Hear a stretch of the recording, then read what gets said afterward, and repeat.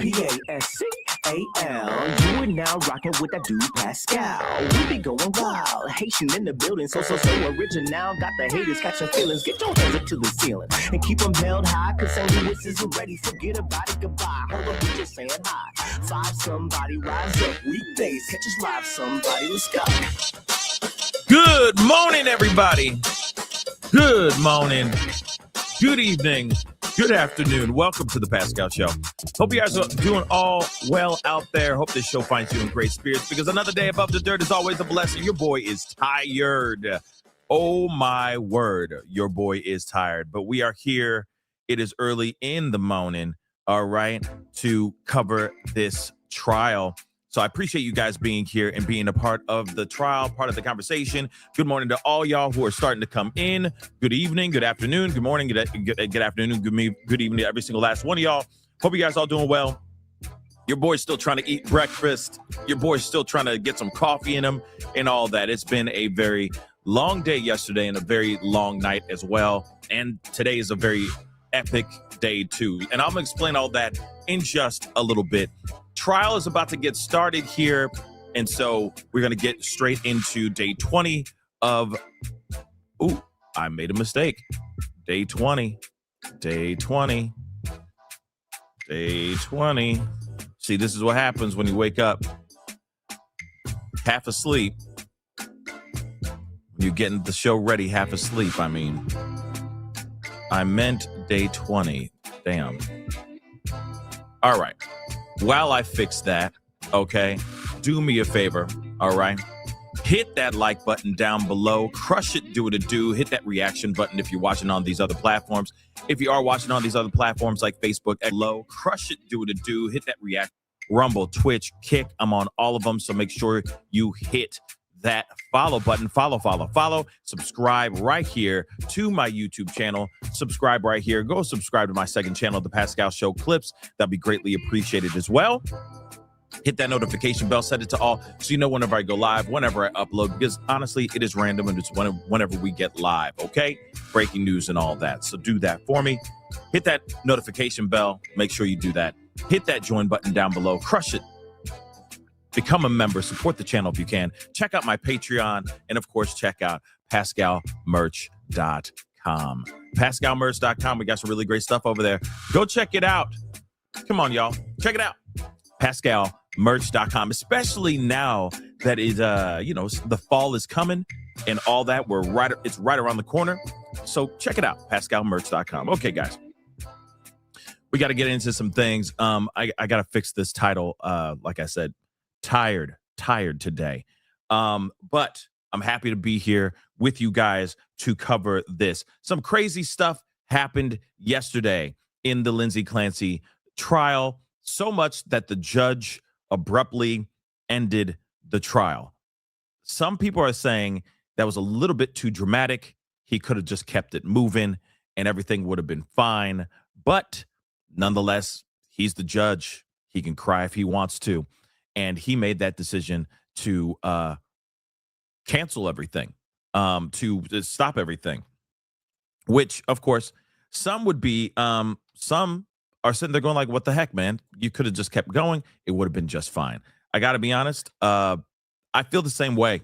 Like, they could have wrapped it up yesterday, finished out what they needed to finish out, maybe trickle a little bit of yesterday's testimony with Cross and whatnot today, and then of course do their closings maybe today, but it doesn't look like that's going to happen. So again, what a day we had. So again, I'm going to see if I can squeeze in a video for you guys real quick before we go into trial, because News Nation was talking about this a little bit, and I appreciate them having this conversation. Also, the lawyer also did a breakdown of this. I watched a big chunk of it yesterday, and his reaction was, like, hey, what they did was wrong. Like, what that forensic psychologist said on the stand was wrong, and it almost seemed like he was coached. into saying certain things that he shouldn't have said, especially when they started. It really was about the religion stuff, about being a Catholic. And that was the biggest issue, given the fact that this particular case does not have anything to do with the fact that that has nothing to do with religion at all. Right. And so I thought it was a very interesting piece of information, especially when the judge shut things down before because of the same type of rhetoric about Catholicism and all that, which, by the way, to self-delete is considered a mortal sin in Catholicism. Okay. So again, it was just something that was very interesting. But I'm gonna pull up News Nation because I really do want to hear. Where the heck is it? One second, guys. There it is. No longer with us. Do you think the jury was really following this anyway in terms of realizing the prejudice involved? Well, I do think that they were especially tuned in to that psychologist, Chris, because it was something we hadn't heard before. It was a theory that's just now coming up at the end. I mean, they were locked in because it was interesting what he was saying, that the reason she killed the kids is because she wanted to commit suicide. And she knew she was the only one who would be a good mom to them. And so if she wanted to die, she wanted them to die too. The jury seemed really interested when suddenly the whole thing blew up.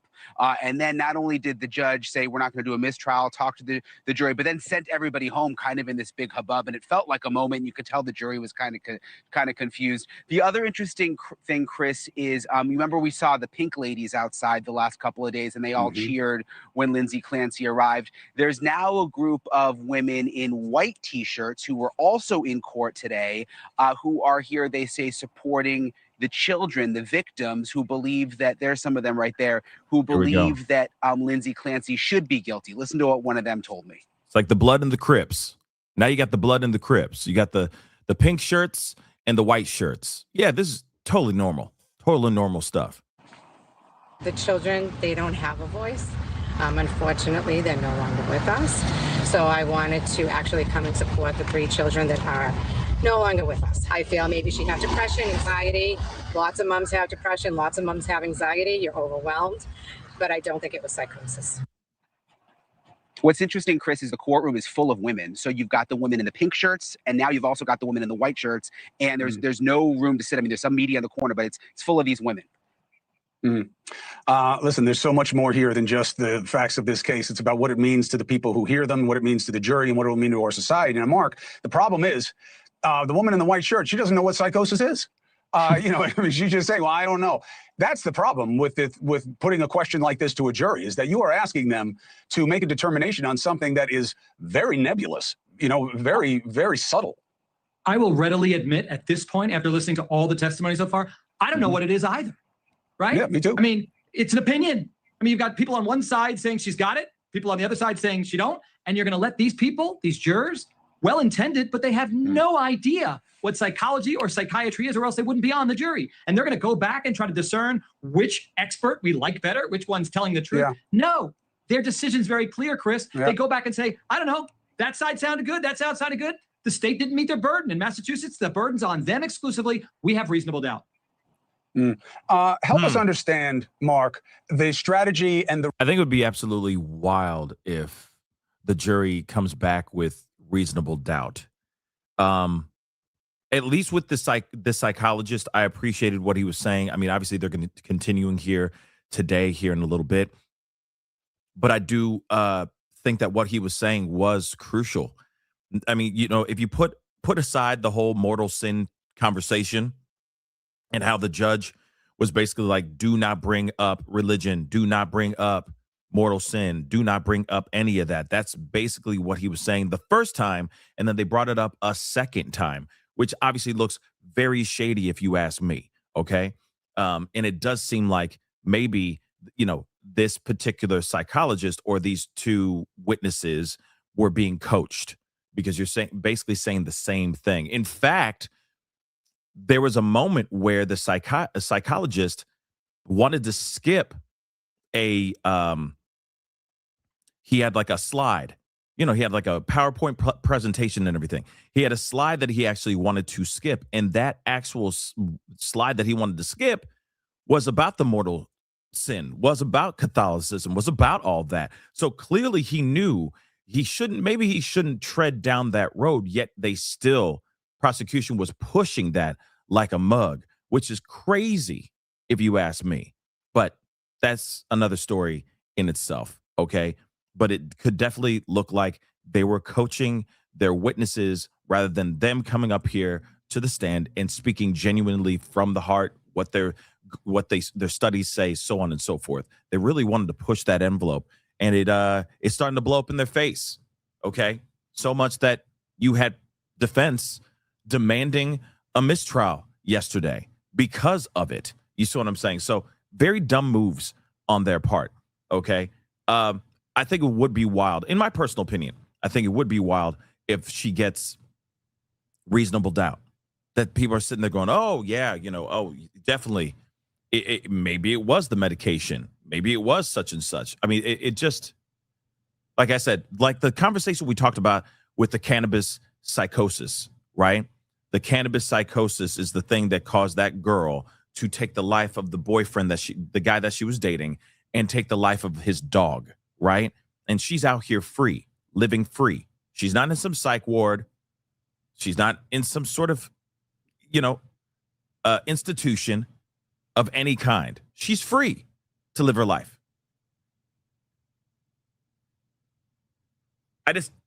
Not saying that Lindsay Clancy is going to get set free here, but I'm just saying you can miss me with the nonsense of saying that it's just straight up postpartum psychosis. I don't know. I really doubt. And I mean, I could be wrong, but I just really don't see the jury saying reasonable doubt. That's just me, Risk of presenting alternative theories as the prosecution. First, she didn't want to kill herself. She jumped out. It's not that high. She's all right. I don't think that's what this was about. Now she wanted to kill herself. It was a suicide pact. Yeah, I love it. As a defense lawyer, I get up there and say, pick one of the ones that they threw out there, pick an alternative. It's pure speculation. And if they can't give you a motive, and we've provided you one, and that is, or an explanation anyway, that it is mental illness and she didn't know right from wrong, she couldn't appreciate the conduct, then you go with that. If you're not sure, they didn't meet their burden on criminal responsibility. It's on them. How do the pink and the white get along, Brian? Relatively okay, actually. I kind of looked over. They were sitting in like a... I don't think this is a Karen Reed situation. You see what I'm saying? I don't think it's going to be like that. I doubt it. The Karen Reed case was insane. People were like going in on each other just because of what they believed and all that. It was bad. I just don't see the white shirts and pink shirts getting petty. But you never know. You never know. People want to get mad about anything nowadays. So, we'll see. Circle in a field in the afternoon and all kind of talking with each other. So there really hasn't been any fighting. And I actually interviewed the woman who's kind of like the leader of the Pink Ladies. And you remember they all cheered when Lindsay Clancy arrived in the van the other day. She was telling me that she didn't like that the plan was for everybody to stay quiet and that they cheered on their own. And she's actually disappointed in that because, it added some controversy. And even people who support Lindsay Clancy don't like the idea of her sort of being like a hero to these women. Thank you. Okay. Don't get me wrong. She definitely needed help. Okay. That's without question. That is without question. She needed help. But she still took the children's lives. I don't know. Like I said, I'm not trying to be rude. I'm not trying to sit here and say that a psychosis isn't real or that, she didn't need any help. She most definitely did. She needed help for sure. But I cannot step away from the fact that she did this to her children. It was no one else. This was not her best friend. It wasn't one of her besties. You see what I'm saying? She did not have someone else force her to do this. Okay.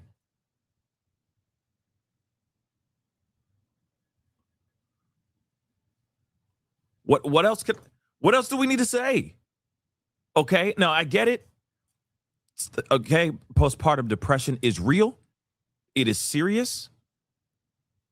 Women go through it. Clearly, I'm not a woman. So I can't, speak on that part. But I do know about murder. I do know about death. That is something that every person on this planet knows about. Okay? It's not only women murder or only men murder. Okay? Or you have to be a woman to understand about murder, or you have to be a man to understand about murder. It's not like that. It's not like that. Okay? So, and I get it.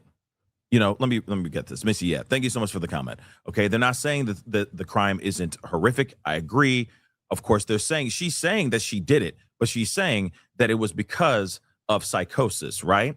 They're standing up. They're standing up, showing how many other mothers also had postpartum depression, I guess, and have fallen through the cracks of the mental health hospital. I don't know. Mental health. Okay, I get what you're saying. All right, I don't know what the hosp 5 is. No disrespect, but here's the thing. Okay,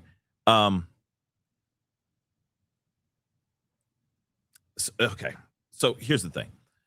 I get that they're standing in solidarity, saying that postpartum depression is real, but you can't tell me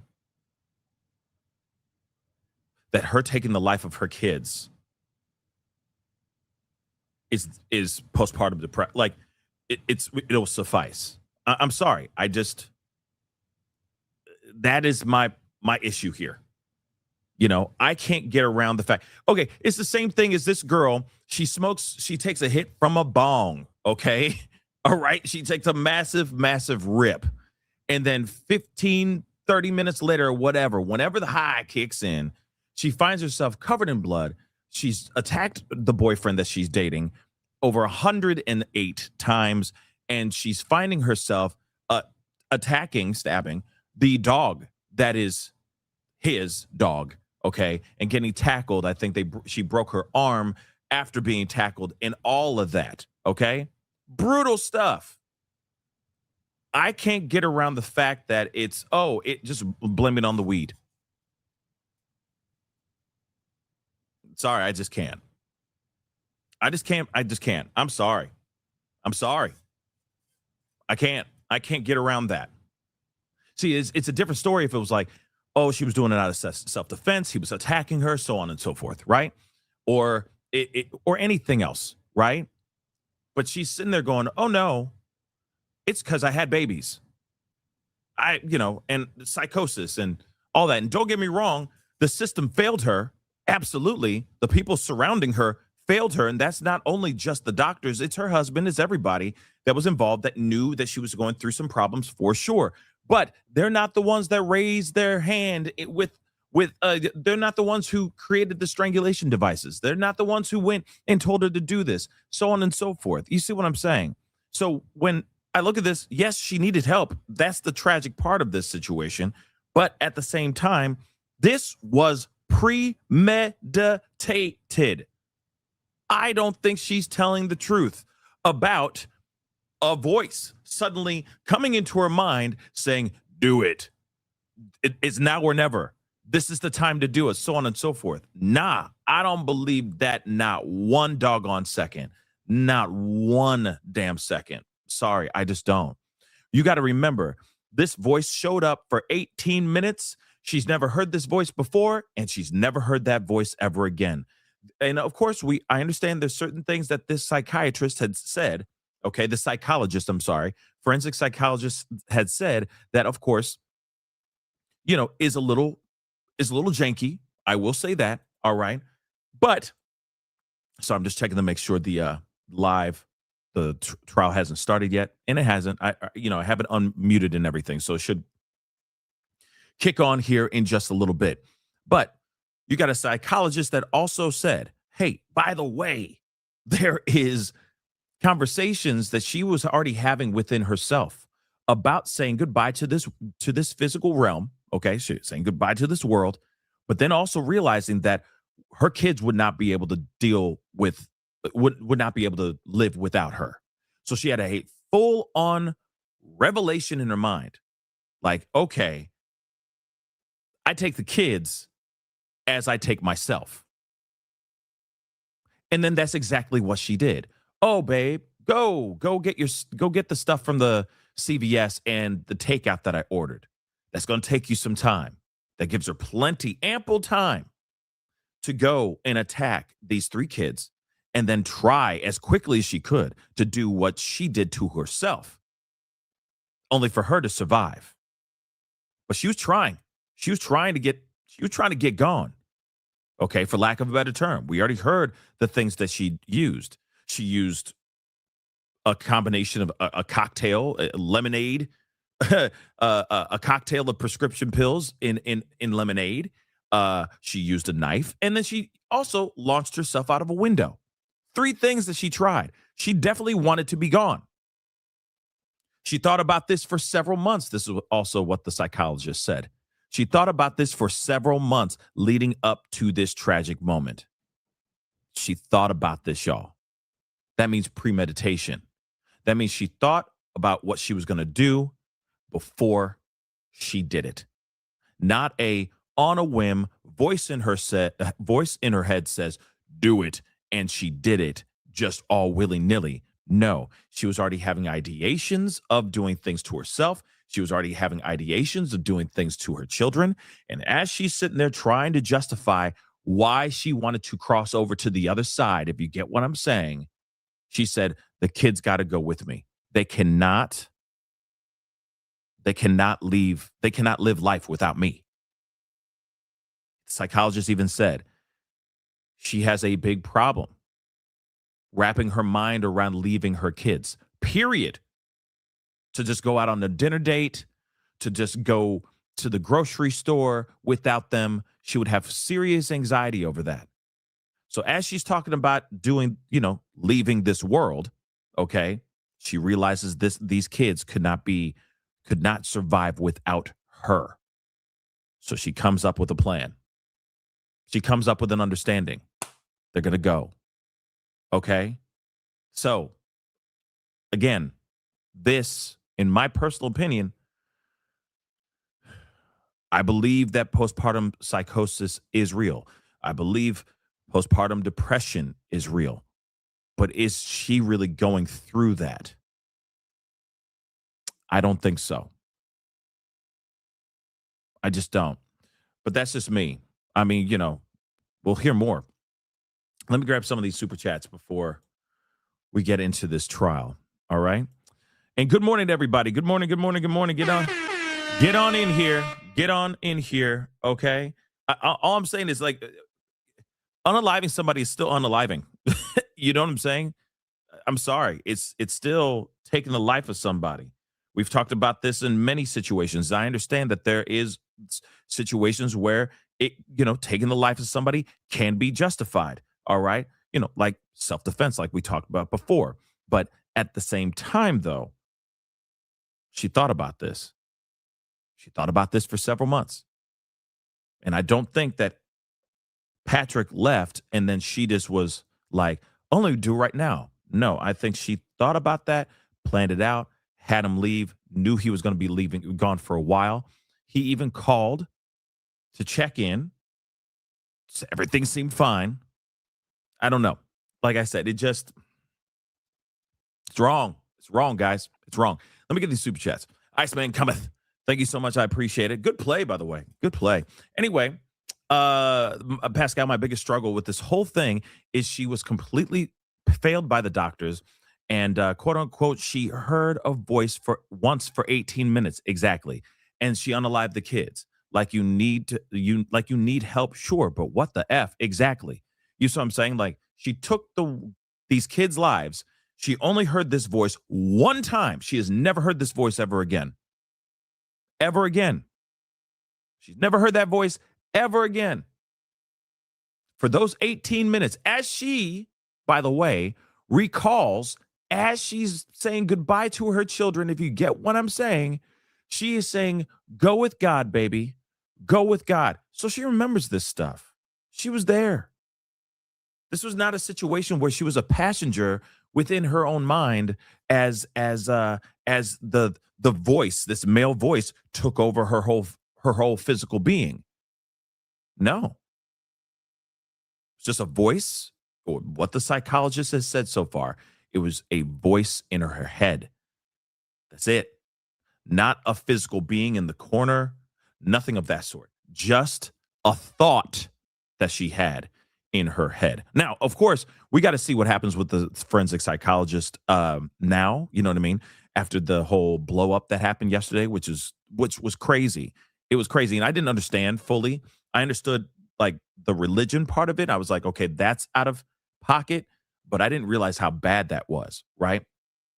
So again, until like, I listened to a couple lawyers and, law tubers and all that. And it was just very interesting to hear what they had to say about it. So again, very, very interesting stuff. Let me over here. I can prep too. Let me say this too. Let me say this really quick because I know you asked a question before the super chat. We're still keeping an eye on the Keefe D trial. Right now, we're wrapping up this trial, and then we will be catching back up with the Keefe D Tupac Shakur murder trial. Trust and believe we are still on that, but I wanted to be here for the last part of this trial because this is just a very compelling trial, and Keefe D's trial is still ongoing. But let me mute this really quick. It looked like they're about to start here in a second. I can prep too. Thank you so much for love. Question isn't if she is guilty. She admitted to the act. Absolutely, you're right. It is if she was of sound mind at the time. She is no hero, just one sad example of someone who clearly couldn't take the pressures of life. Good point. And thank you, for saying that. Absolutely, she admitted to the act, so she ain't going anywhere. She's gonna be locked up for a long, long time. If not locked up in prison, she's gonna be locked up in an institution. Either way, but I don't think she deserves the institution. That's just me. Okay. Maybe I'm a savage. I don't know. I just don't like the thought of her taking the life of 3 children, let alone 1 child. I got a big problem with that. Okay. Let me get this other one here because they're about to get on and popping. Farron, what's up, girl? What's up? Thank you so much for coming in, being part of the conversation. Thank you so much for the super chat. So a quote that sums it all up. This case not only shows what states. What states? All right. What states allow the insanity defense, it's also defining what insanity is and could be, especially in women's health issues. It's exactly why the world is watching. Yes, you're absolutely right. I will be honest. I guess they're doing maybe they're doing a sidebar, or maybe the jury's coming in. But that's really good. Actually, that's a very, very good quote. Let me read that one more time. This case not only shows what states allow the insanity defense, it is also defining what insanity is and could be, especially in women's health issues. It's exactly why the world is watching. And, obviously it's exactly why the world is watching as well, about just how we handle mental health issues. It's not only just women's issues, and I'm not trying to demean, or downplay women's health issues. That is a big deal as well. But it's also, we can tack on mental health issues as well. Let's not forget, I believe that she was failed. I've already said that a million times ad nauseum. I feel like she's been failed by the, by the health, by the mental health institutions that surround her and all that, the ones that were giving her scripts and all that. They screwed that up big time, but it was her hands that took those kids' lives. Okay. So yes, yes, the whole world is watching specifically because of that, for sure. Let me get this too. I can prep. Thank you again. I question whether anyone would have had cause as a mandatory reporter to contact CPS. That's what's interesting, because she was saying, at least from the psychologist in this testimony, he was saying that she was very concerned. She was very nervous about being called by, being, her kids taken away from her by CPS and all that, which was also another, I guess, another motivation to say goodbye to this world, which is strange. But she was also saying that, right? I don't, I mean, that's the question though. Did anybody, she said she was worried about it. So somebody knew something. You see what I'm saying? Like, maybe you see what I'm saying? Like, why would she be worried about something if she was doing, like everything to the T, right? She was very concerned about being reported by CPS. So I don't know. I don't know. It's a very interesting question. Black Lake, thank you so much for the love. The doctors are complicit. The VA had me on so many meds, I lost track of days. I was admitted to a civilian mental hospital after trying to end it all. And the docs couldn't believe the meds I was on. Yeah. See, that's what I mean. The hospitals, the medical professionals that are writing out these prescriptions, a lot of times they're just kind of like, well, let's just give this a try. Oh, you have anxiety, you have this, that, and the third. How about we just give you this? And we'll give you some Adderall, we'll give you some Lexapro, we'll give you some, I don't know, all of the doohickeys, all these different words, you know what I mean? Acetaminophen, we'll give you Hakeem Olajuwons and the Jackie Chans. And we'll just see what happens. And then what happens? Some people will continue taking the old meds that they had on top of the new meds. And then they're all screwed up. Or they keep taking meds that aren't working at all. Because sometimes you just need a professional to talk to. Sometimes it's more than just taking a pill. A magic pill is not going to, there's no magic pill that's going to eradicate or erase all of the things that you might be dealing with, you know what I mean, in real life. So again, I'm wondering if the lady's going to be smiling into the camera again, because that was creepy. Nope, they're not doing that. Good. She's not there, I don't think. That was weird. So it looks like they're going to get started here. But yeah, I think it's more than just, there's a lot of factors that played into this, for sure. But at the end of the day, she took those kids' lives. Of Massachusetts, this court is now in session. Please be seated. Good morning, Your Honor. May I proceed? Yes, please. Before the court today, we have the continuation of the jury trial in the matter of Commonwealth versus Lindsay Clancy. Ms. Clancy is present. She is represented by Attorney Kevin Reddington. The Commonwealth is represented by Assistant District Attorney Jennifer Sprague and Assistant District Attorney Shannon Buckingham.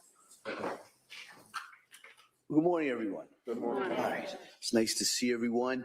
So what I'm going to do is I'm going to ask you the questions again, make sure everybody's able to follow those instructions, then go a little bit in regards to what our schedule is today, and then we'll talk maybe about kind of where we go after today. All right, so first off, let me get to those questions. Has any member of the jury read, seen, heard, or overheard anything from any source about any aspect of this case which would affect your ability to be a fair and impartial juror? All right. Next question, is there any other serious matter of concern bearing on your service as a juror in this case that anybody needs to bring to my attention? Again, thank you so much for following those instructions. Now, what we're going to do today is we're going to return to the witness who was on the stand. Commonwealth is still conducting direct examination. After that, the defense will be given the opportunity to do their cross-examination. And I believe after that, the Commonwealth has one last witness. Okay, and so that's the anticipated lineup that we have today. And going beyond that, I'm not going to speculate too much because I've been wrong just about every time I gave you an estimate of the symbol of the schedule. But just so you understand, it's anticipated that these would be the last two witnesses. All right, and then I'll talk to the lawyers. We'll kind of see where we go from there, and then I will today, before you leave, I'll explain exactly what the next step is going to be. Okay, and so with that, we'll return. If we have the witness back on the stand and the Commonwealth.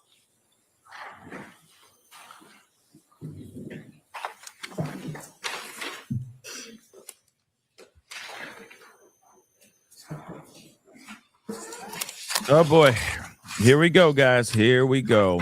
He back. Good morning. Do you solemnly swear that the testimony you give Also, I just want to say this before we get going. I will be going. We are going to be going to lunch together today. So, depending on how long this takes, I don't know if I'm going to keep the live on. But just letting you guys know, we are doing a little lunch date, going and grabbing some fantastic food, doing some a live IRL. We're going to talk, have some food, break some bread, and all that. Just so you guys know. Let's go.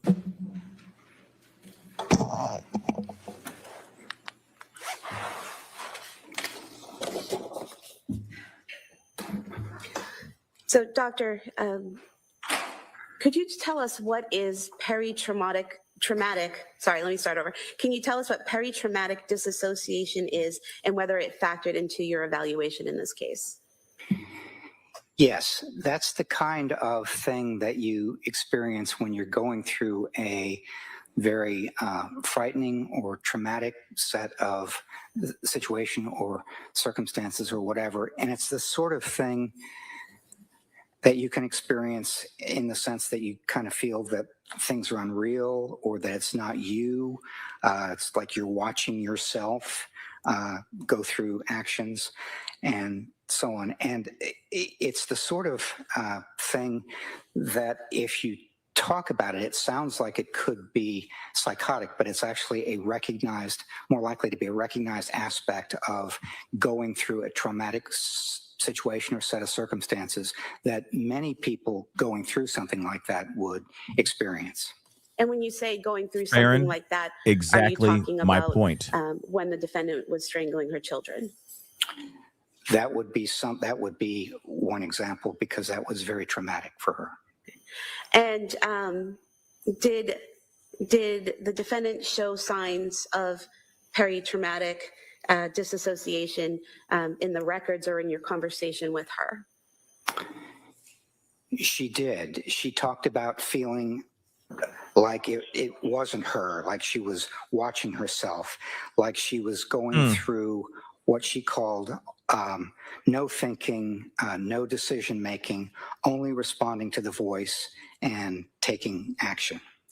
And when she said that there was no decision making involved, did you see anything about in the records or in her detailing of what happened that was inconsistent with that claim that there was no decision making? Yeah, this is difficult but important to say that there are just many ongoing decisions that have to be made to accomplish a killing like this in 18 to 20 minutes. For example, why the basement? Who among the children goes first? What do you say to the kids to keep them from panicking? There are other examples, but yeah, hold on.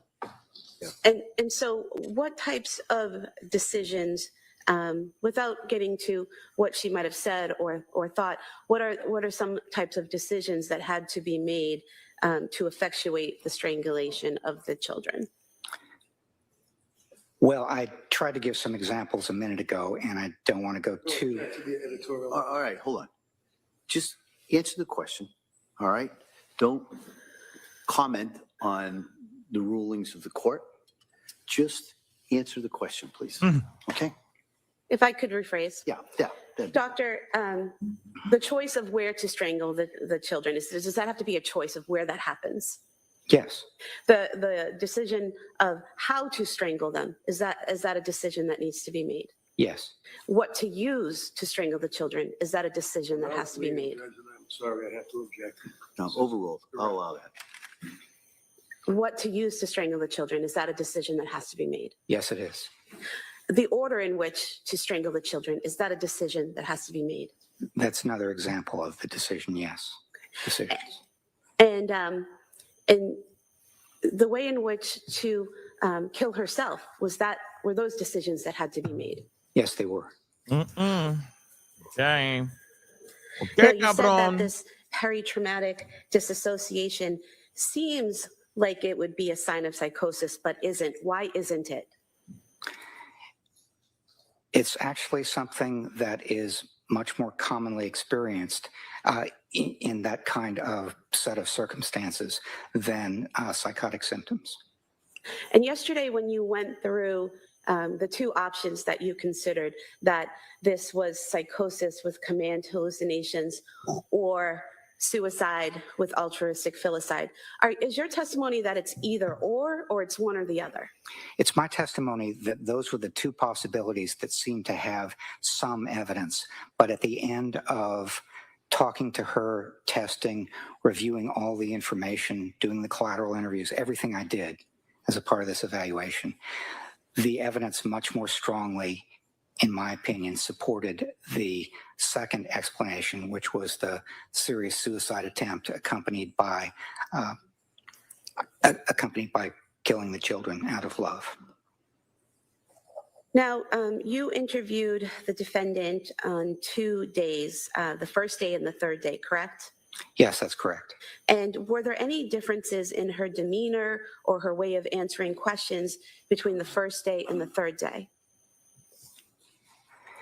Yes, I interviewed her and worked with her on testing for 3 days. And during the first and the second day, she was quite attuned to the question. Her recollection was good, even considering that we were more than 3 years away from some of the events in question. She had, I thought, a very good memory for dates and medications and dosages and times and other relevant details. And she continued to be attentive and responsive, good attention concentration, that sort of thing on the second day. On the third day, when we were talking about mental state at the time of the offense and the circumstances of what was going on with the alleged offense, she appeared to me much more cautious and guarded. And can you give us some examples of that? She more frequently said, "I don't remember, I don't recall," that sort of thing during the third day than the second or the first. For one example, I asked her about wearing a smartwatch, which she had, carried a phone, carried a smartwatch as well. And one of the things I asked her is what wrist she wore it on. This was on the third day, and she said, "I don't remember." And did you also ask her about her statement at Brigham and Women's when she woke up and said she was horrified? I did. Now, that statement was not a statement so much as it was a written. She woke up in having regained consciousness that evening. She was intubated, so she couldn't speak. But they asked her questions, and she wrote down the answer, and they asked her, "How are you feeling, or what's your mood?" And what she said was, what she wrote was horrified. And when you asked her about that on that third day of interviewing, what was her response? She said, I don't remember writing that, and I don't remember why I would have been horrified." And did you also ask her about the statement she made at Brigham and Women's, either verbally or on the writing it down, about how she said that one of the reasons she killed the children was because she thought they would suffer?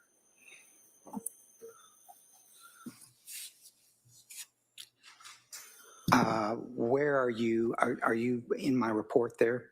That, Referring to the records at Brigham and Women's where she Well, I told. don't object to her. She's going to lead him with the record. No, she can refer to where she's looking to direct his attention if you review those.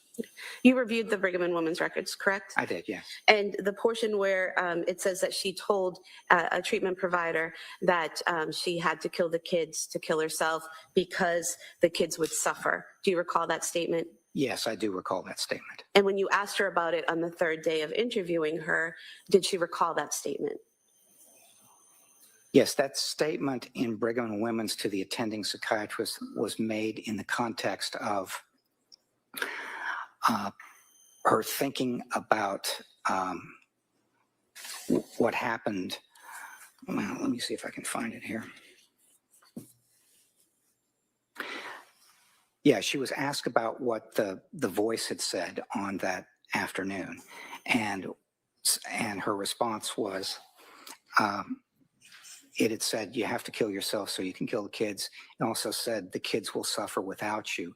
And when I asked her about that, whether the voice had said that, she said, no, the voice only said, this is your last chance. You have to kill the kids so you can kill yourself. So I'm going to move to strike this, not this point. No, overruled a lot. So the two differences where at Brigham, she's saying, the voice said, you have to kill yourself so you can kill the children, and that the children would suffer without her, versus after that, when she says the voice only said, you have to kill the kids so you can kill yourself, is the fact that she's giving two different statements significant in your evaluation?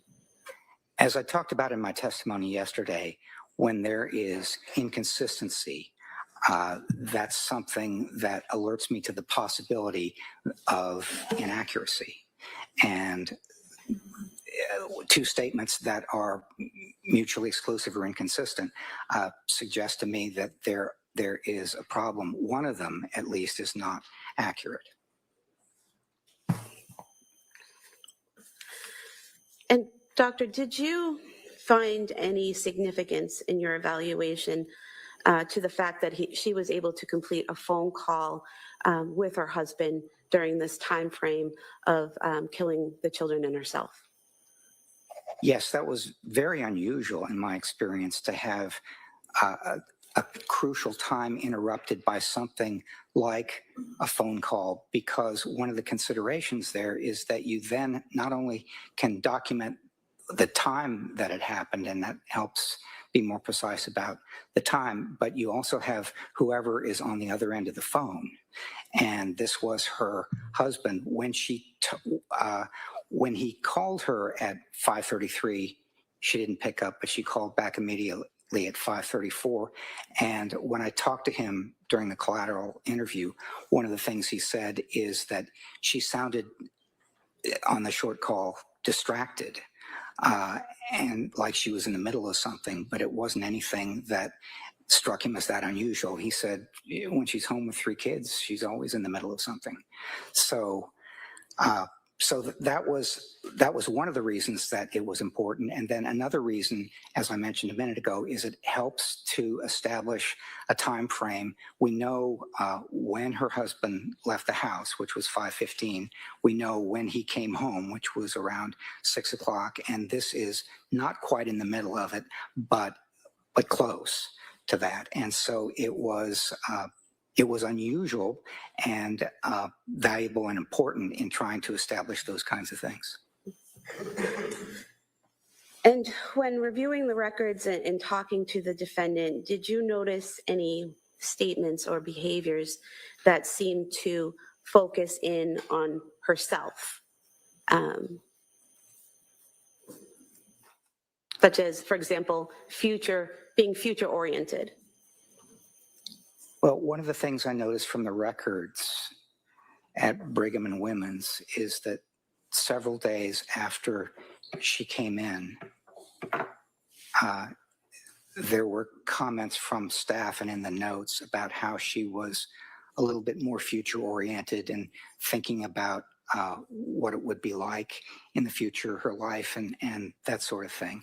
So so that's one of the considerations that was in response to kind of thinking about herself and being oriented toward herself.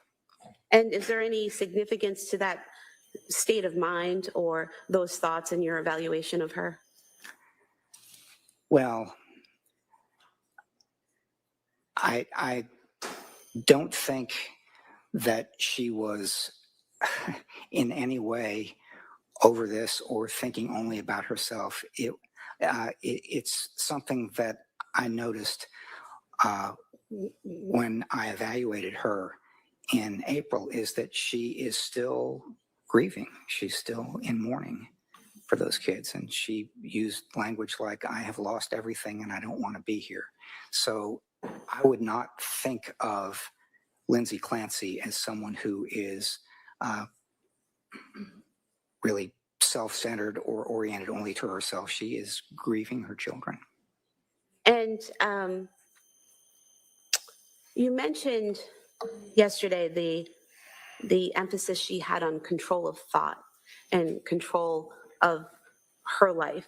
How did that come into play in your evaluation in terms of what was done here?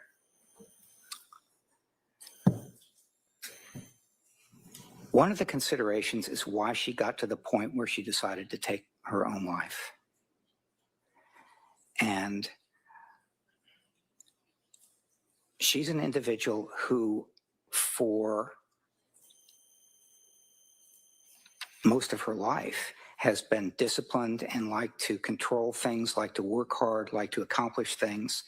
And one of the things that was striking about what happened with her between October and January is that she seemed to be doing her best, talking to the doctors, talking to the therapists, working on trying to get things accomplished in terms of lessening the anxiety and getting the right medications. And it wasn't working, and she couldn't help make it work. She could not control that through hard work and discipline and so on. And that had to be very frustrating, and I think got her to the point where it was very difficult for her to actually think about not being hopeless and going on with her life and so on. Now, doctor, did you form an opinion to a reasonable degree of psychological certainty as to whether or not the defendant was suffering from a mental disease or defect at the time she killed her children? I did, yes. And what is that opinion? That opinion is yes, she was.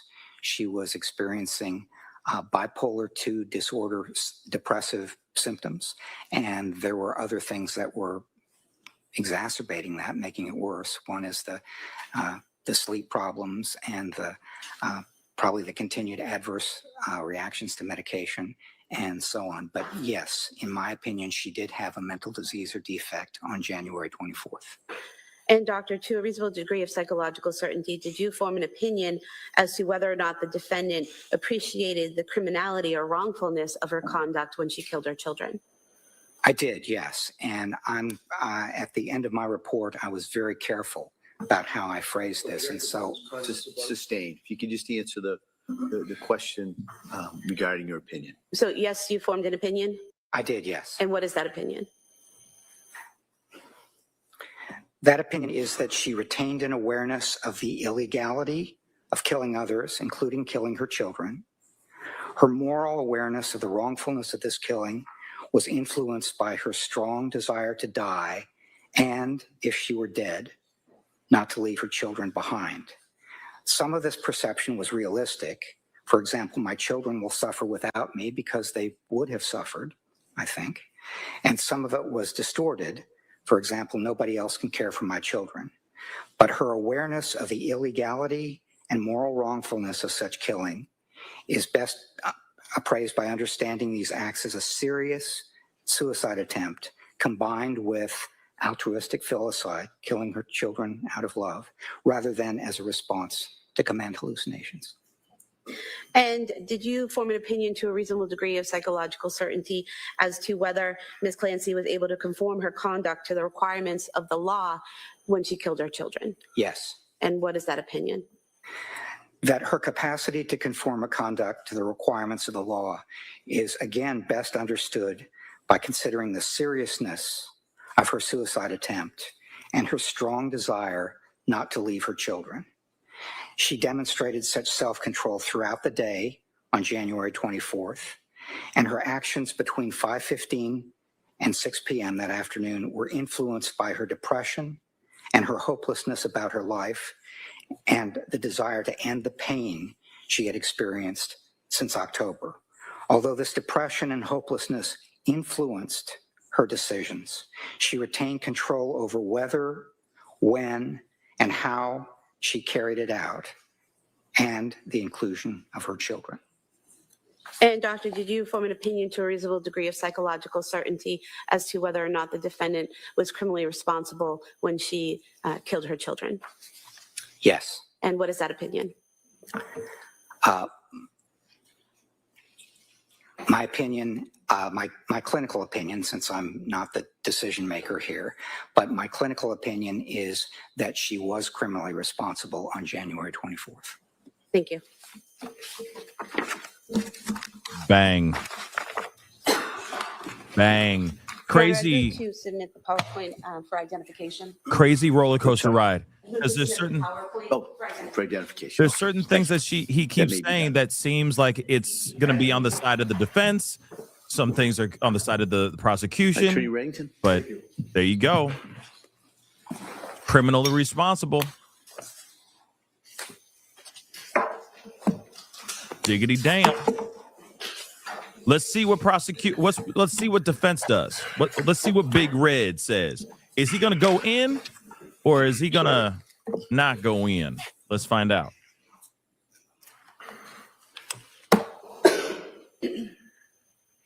Doctor, I'd just like to ask you about one of the things you just said to this jury that apparently stood out in your mind, and that would be the dichotomy or the difference between two statements that Lindsay made, one being, I believe, in the hospital, and you felt that there was a subsequent statement that was made by her that contradicted that or was different from that, and that would be after 3 days of you and Mac testing her. Is that right?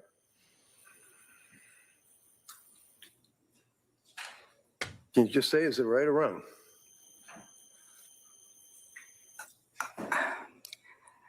Mr. Reddington,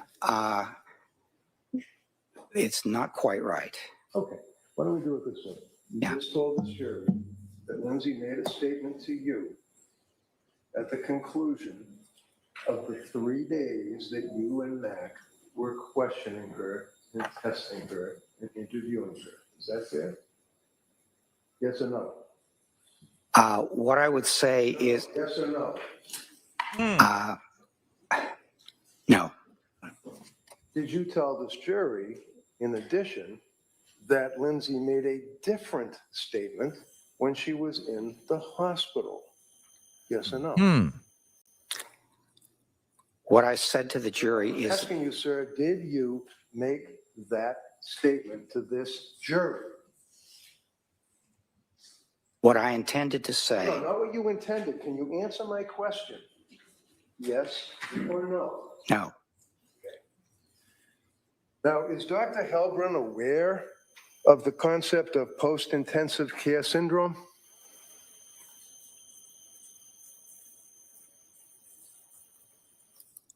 Post-intensive care syndrome. Yeah, PICS. It's called PICS. No, I have not heard of post-intensive care syndrome. Is Dr. Helbron aware of when a person is coming out of major surgery and has been subject to anesthesia, that it is known that they have delusions, hallucinations, make statements that don't make sense? Are you aware of that, sir? Yes, I'm aware of that. And is that from your personal experience, professional experience? Because you didn't know what PICS was when I asked you, right? Yes, it's not from my personal experience or my professional experience. You received a notification to evaluate Lindsay Clancy on this criminal case from the district attorney's office, right? Yes. And do you recall when you received that notification? It would have been sometime before January of 2025, because that's when I started reviewing the documents that they provided. Okay, so January of 25, January of 26, and then in the spring of 26, you go to the Tewksbury Hospital with Mac and you interview Lindsay, right? Correct. So how many months is it from the time that you were appointed or requested or asked to help the DA's office to the time you saw Lindsay? How much time passed? Probably about 18 months. About a year and a half. And how much time passed from that point going backwards to January of 23? I'm not sure what the question is. Okay, January of 23, you add a year, that's January of 24, right? Yeah. It's 1 year. Yeah. January 24, you add a year up to January 25, that's 2 years, right? Yes. January 25 up to when you and Mac finally go out to Tewksbury to interview this young lady is how many months? Well, it would be about 3 years. Okay. And are you telling this jury that it's good, using the term loosely, medical practice to interview a young lady like this 3 years after the event for purposes of helping the DA, in your opinion? Do you mean in the context of a forensic mental health assessment, sir? That's the only reason you're here, right? Yes, it is. Okay. So can you answer my question? The answer to your question is the sooner that I'm able to evaluate somebody after their involvement in the alleged offense, the more closely I can come to using that current state information as something that is relevant to their mental state at the time of the offense. Okay. So in other words, yes, it is better to see them sooner rather than later, to coin a phrase, right? Yes, it is. Okay. And have in mind January of 25 that you were retained. And again, you know, normally this isn't an issue, who cares, but how much money did you make on this case, since they want to ask my doctor? How much money did you make on this case? That depends when I'm finished, but I mentioned earlier that I had spent 180 hours before coming to Plymouth. How much money did you make on the case, Dr. Simple? Well, it's not that simple, but I'm being paid at $300 an hour. Okay, so how much money did you make on the case? Well, $300 an hour times 180. Woo! What's your last billing? I've been billing monthly, sir. Okay, you must know what the total billing is up to this point, don't you? Holy crap. I actually have not added it up. How about you just give us your best estimate, doctor? Well, let's see.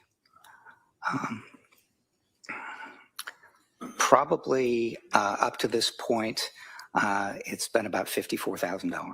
$54,000. And it will be more, right, when we get finished with you today. Right? It'll be more. Yes. Okay. So I need to be a psychologist. you received from me by What? certified mail video interview of Lindsay by my guy, Dr. Resnick, right? Correct. You received the notes from Dr. Margaret Spinelli, right? Yes. You received the notes from my Dr. Paul Zeisel, right? I'm saying, Yes. You JFK. received the Damn. report that was prepared and submitted by Dr. Philip Resnick, right? Yes. You received the report prepared and submitted by Dr. Margaret Spinelli, right? Yes. And you received the report prepared by Dr. Zeisel, right? Yes. And then I said, if you have any questions, give me a call, drop me a line, whatever, but we never talked until today, right? That's correct. All right. Now, you have a curriculum vitae that talks about that you are a clinical psychologist, correct, as you've told us yesterday, right? Yes. Have you ever treated a woman in postpartum psychosis? Good question. When I was a staff psychologist at the forensic service at Florida State Hospital. When was that, please? That was back in 1982. 82? Yes. I had a therapy group which was comprised of women who had killed their children.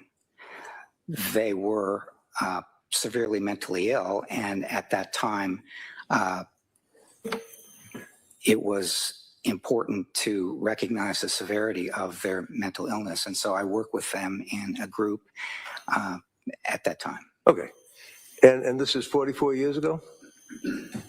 Yes. All right. And where was it? It was at the Florida State Hospital in Chattahoochee, forensic unit.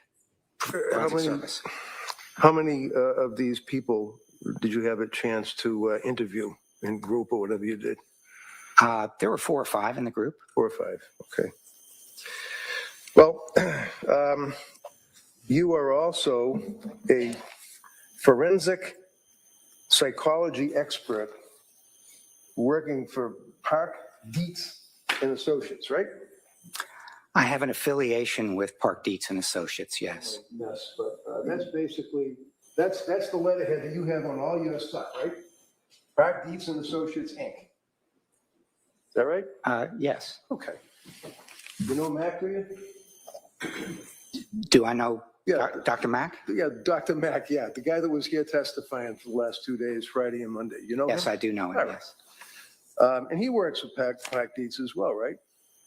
I think he has the same kind of affiliation I do, which is we both have jobs and do things elsewhere, but we occasionally do cases in affiliation with Park Dietz and Associates. Right. And continuing on, and if you have it, you can certainly take a look at it. Make sure I don't misrepresent anything on your V-Day, as you refer to it. You also were involved with Giant Food Corporation. You do fitness for duty assessments. What is that? What are fitness for duty assessments? Yeah, Giant Food Corp. What's Giant Food Corporation? Oh, that's something that I did many years ago. Basically, a company or an organization might refer someone who is having difficulty at work, having symptoms, making threats, that sort of thing, and they would ask for an evaluation from a psychiatrist or a psychologist. And I did that for a while for Giant Food Corporations. And you also did it for U.S. Airways, apparently, evaluations and consultation, right? Yes. You also did it for the Texas Education Commission. You put in your resume the forensic clinical site visitor, Sam Houston State Hospital or University, right? Yes. You were a grant reviewer for the Office of Victims of Crime for the United States Department of Justice. That's the feds. That's the U.S. Attorney's Office, right? Yes. Okay. You also worked and you did violence risk assessment consultant as a consultant to the New Jersey Department of Mental Health Services, right? Yes. You also consulted as a research consultant with the community education centers in New Jersey, right? Yes. Research Advisory Board, the Center for the Analysis of, actually the FBI. You work for the FBI? I consulted with the FBI, yes. And in consulting with the FBI, you also consult with the Bureau of Prisons, right? BOP? Yes. When you're consulting for, well, okay, look, site visit of juvenile justice and psychology, you were involved with that, right? Yes. Consultant forensic psychology service for the Walter Reed Medical Center, correct? Yes. When you work on the consulting with the Bureau of Prisons, basically what you're doing is you're evaluating, as you told us a couple of times, people that are wrongfully convicted and they're in jail for decades. And you would evaluate them for the Bureau of Prisons to see if they're okay to release to society, right? That does not sound like a typical question that I would evaluate for the Bureau of Prisons. All right. Well, what would you evaluate for the Bureau of Prisons? That's, well, for example, wait, hold on. Just so we know, Bureau of Prisons is federal as opposed to the Department of Correction, which is state, right? Yes, that's right. So go ahead. Tell me what you do for the Bureau of Prisons. Well, one of the things that I might do is conduct a meeting or a workshop on a topic such as violence risk assessment or something like that. So I have done that, deliver a workshop or provide an organizational meeting, provide information and so on a number of occasions. And do you evaluate people to see if they're able to be reintegrated into society? I do that as well, yes. Okay. You also are involved with sexual violence risk, is that correct? Yes, it is. You also are involved with specialized police response and collaboration with behavioral health systems in Pennsylvania, right? Correct. Sexual violence risk, again, for purposes of the Department of Correction. You focused on that, right? Yes. Principles of forensic assessments that you would be assessing juveniles for purposes of juvenile assessment and risk assessment, right? Yes. You also are involved with violence risk and sexual violence risk, correct? Yes, correct. Juvenile assessments, risk assessments, and principles of forensic assessment for the American Academy of Forensic Psychology. Is that right? Yes, that's right. And also a focus on juvenile assessment and risk assessment of juveniles, right?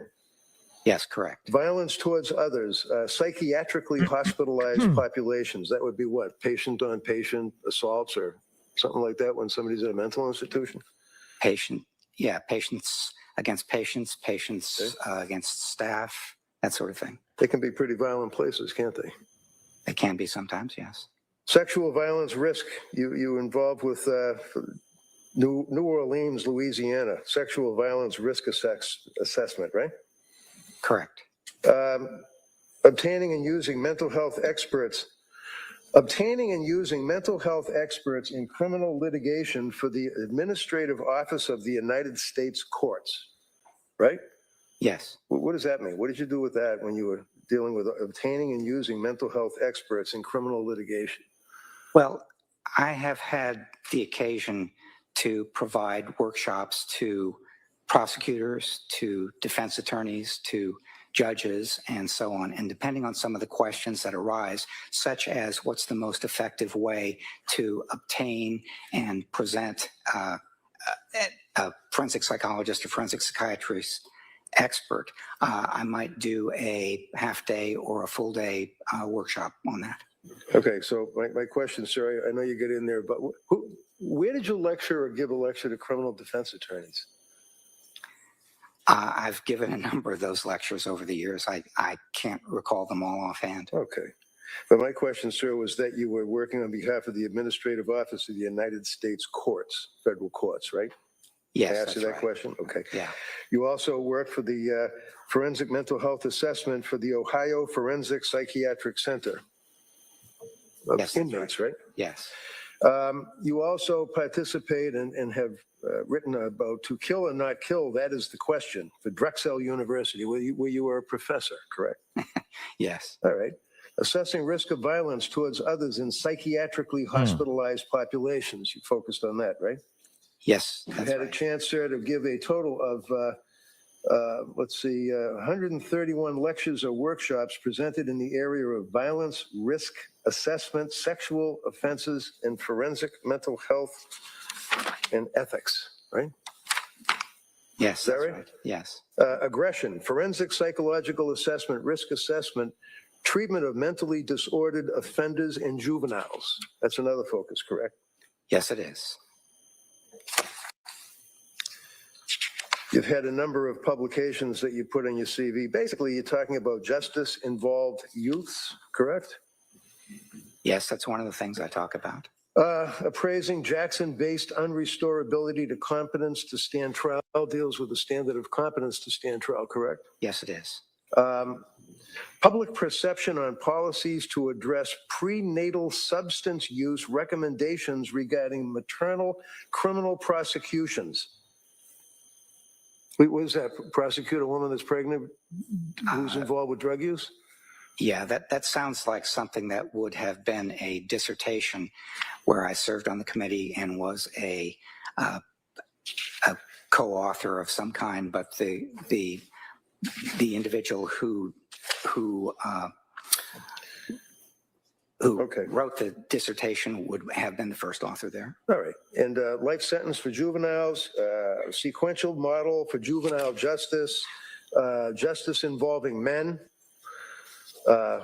forced medication, and competency to stand trial. These are interests or focuses of yours, sir? Yes. Urine drug screens as a baseline for predictors of graduation from drug court. Yes. What does that mean? That you were involved with drug court? Yes, I've been involved in writing about and consulting to drug courts over the years, yes. And disputed paraphilia diagnoses and legal decision-making is one of your other focuses, right? That was one of my graduate students, and I was a supervising and second author. Paraphilias would be in the, I mean, that's basically if you have some kind of weird sexual things that you do, right? Something like that, yes. Yeah. Continuing on, juvenile, a lot of juvenile focus on your resume, correct, sir? Yes, there's a fair amount of juvenile work that I've done over the years. Involuntary medication, trial competence, clinical dilemmas, substance abusing adjudicated adolescence. And your resume basically is a number of pages, correct? Would you agree with me? It's almost 70 pages, right? Yes, I would agree with you. Okay. Flipping through and jumping ahead, sir. You wrote book chapters, correct?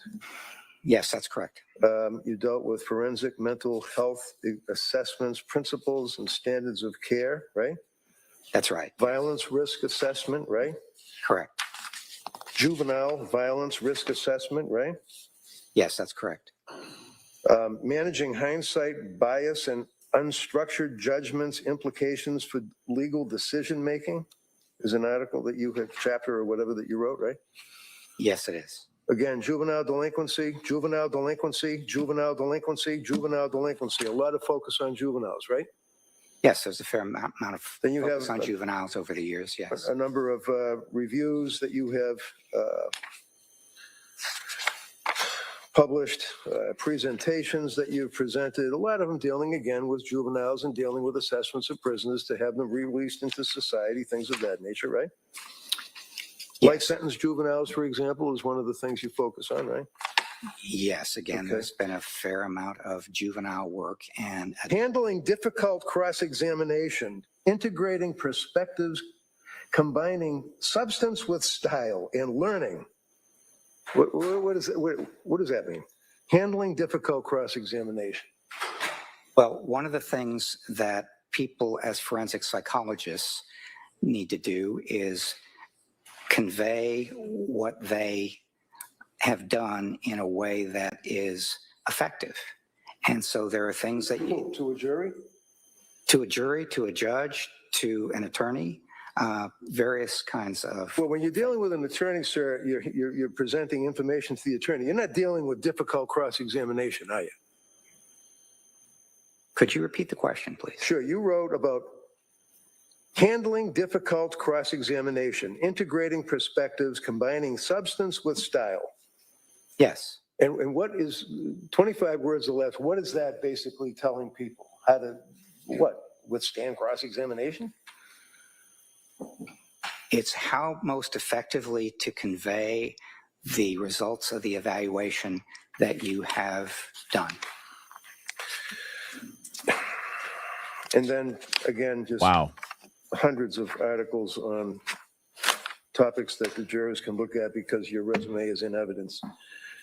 Finishing it off on that end, sexual abuse behavior, juvenile forensic mental health, violence risk assessment of juveniles, behavioral measure of sexual offense behavior, influencing third-party informant observations dealing with juveniles.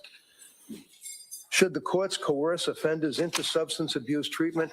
Is there one article, one, that you wrote about a woman who is pregnant, who is undergoing postpartum depression, and God forbid, psychosis? There it is. All that to No. get to that. But you did write an article 49 years ago. You published an article on psychosis in 1977 with your dad before, well, you were in college apparently, right? Right? Yeah, I Yeah, was okay, his so that's research what- assistant at that time when Yeah. I was in college, yes. Okay. And this is before you entered graduate school, and you used the diagnostic framework that no longer exists, didn't you, back then? It was a long time ago. Right. And actually, it was 3 years before the DSM was even written, DSM-1, back in the Stone Age. It was a while ago. That's the only article you ever wrote dealing with that issue. Psychosis. Is that correct, sir? Dealing with what issue, sir? Postpartum psychosis. Ah. Yes. Does I mean yes? Thank you. So,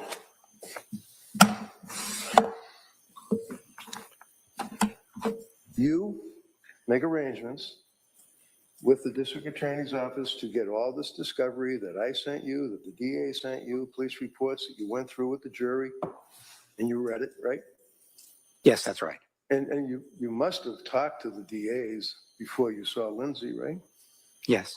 Okay. How many times? I don't remember how many times. Well, you billed them for it, I'll bet, right? Yeah. Anytime I spend on a case like this, I record and it gets billed. Of course. So you do have records, but who cares at this point? I mean, you're here testifying based on your opinion at the request of the prosecutors, right? I'm here based on, yes, at this point, I've completed the evaluation and don't remember things like how many times I talked to the DAs as part of it. But basically, in your conversations with these two prosecutors, sir, did you talk to the state police at all, detectives? I reviewed a massive amount of reports, some by the state police, some by other individuals. So I reviewed records for many, many hours. And when you got involved with this case 3 years later, or 2.5 years later, you'd agree with me that it was quite publicized, right? Yes, I would agree with that. You've heard of confirmation bias, I'm sure, right? I have indeed. Yes. And however many times you talk to the DAs and review the information, would you agree with me, sir, that before you met with Lindsay in Tewksbury, you pretty much had an idea that this woman was a beast, killed her 3 kids, didn't you? I would not agree with you at all. So you had an open mind when you went in there to Tewksbury to see and speak to in 3 days, Lindsay Clancy? I did my best to have an open mind, I know. yes. You told us yesterday you had some difficult decisions to make, correct? Yes, that's correct. Right. So when did you first meet Avram?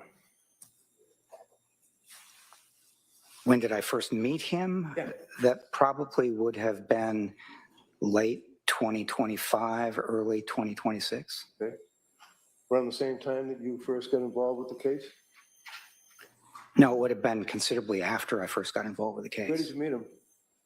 Where did I meet him? That's what I said. Where did you meet him? Virtually. Oh, virtually. Yes. Okay. So it's like a Zoom thing or Yeah. FaceTime or something. Exactly. You ever meet him in person before you went to Tewksbury? No, I didn't. So did you guys have a plan to meet up somewhere before you went to evaluate Lindsay? In the lobby of the hospital. Did you stay somewhere the night before?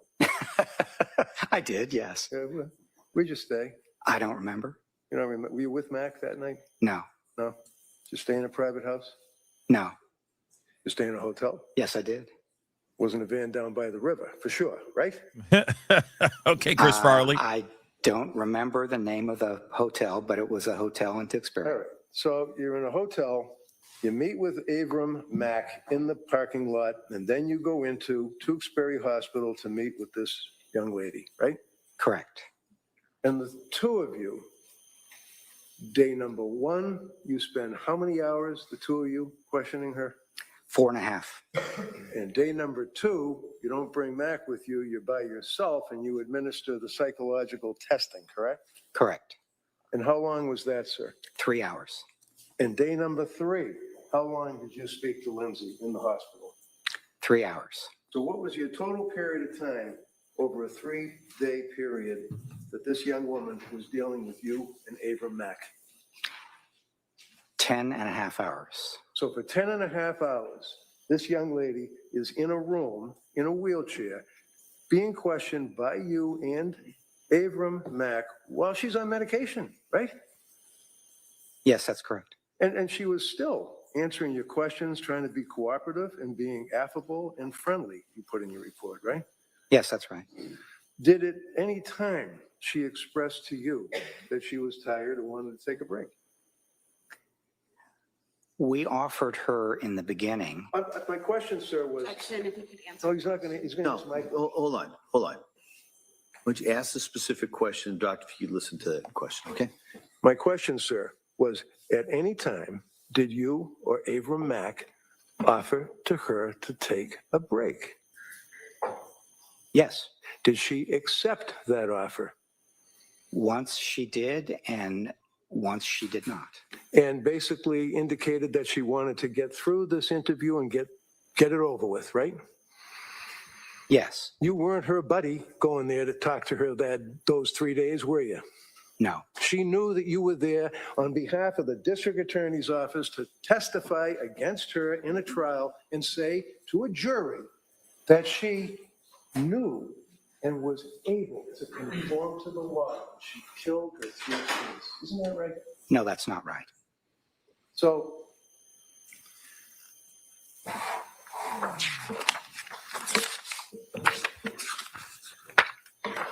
your diagnosis is depressive bipolar 2, right?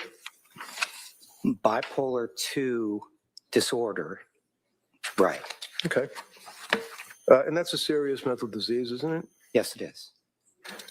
You would agree with me, sir, that Lindsay is in your opinion, testified she's a very hardworking and highly self-disciplined individual, right? Yes, I would agree with that. You testified to that yesterday, right? Yes, that's right. Right, that's funny?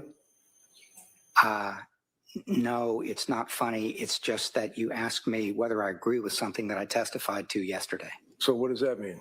It means that I testified to it yesterday, and that means I do believe it. Yes. Okay, so we established that.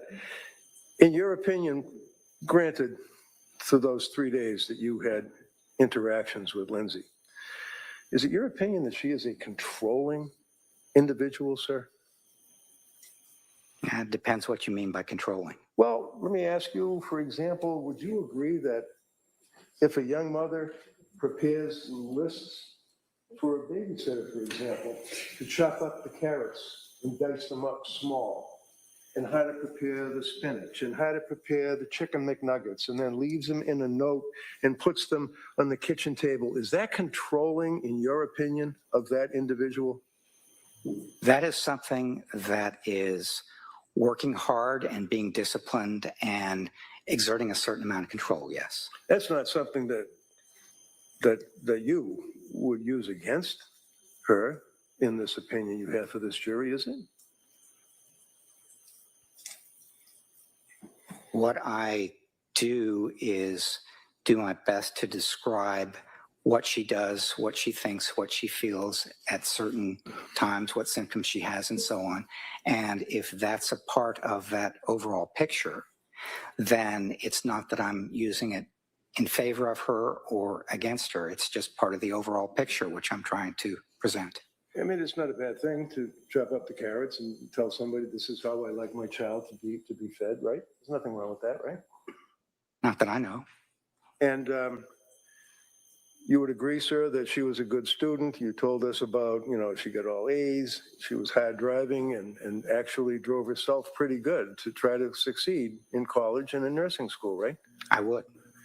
And did you interview any of her coworkers, or did you review any of her 5-star reviews from Mass General Hospital, flagship hospitals?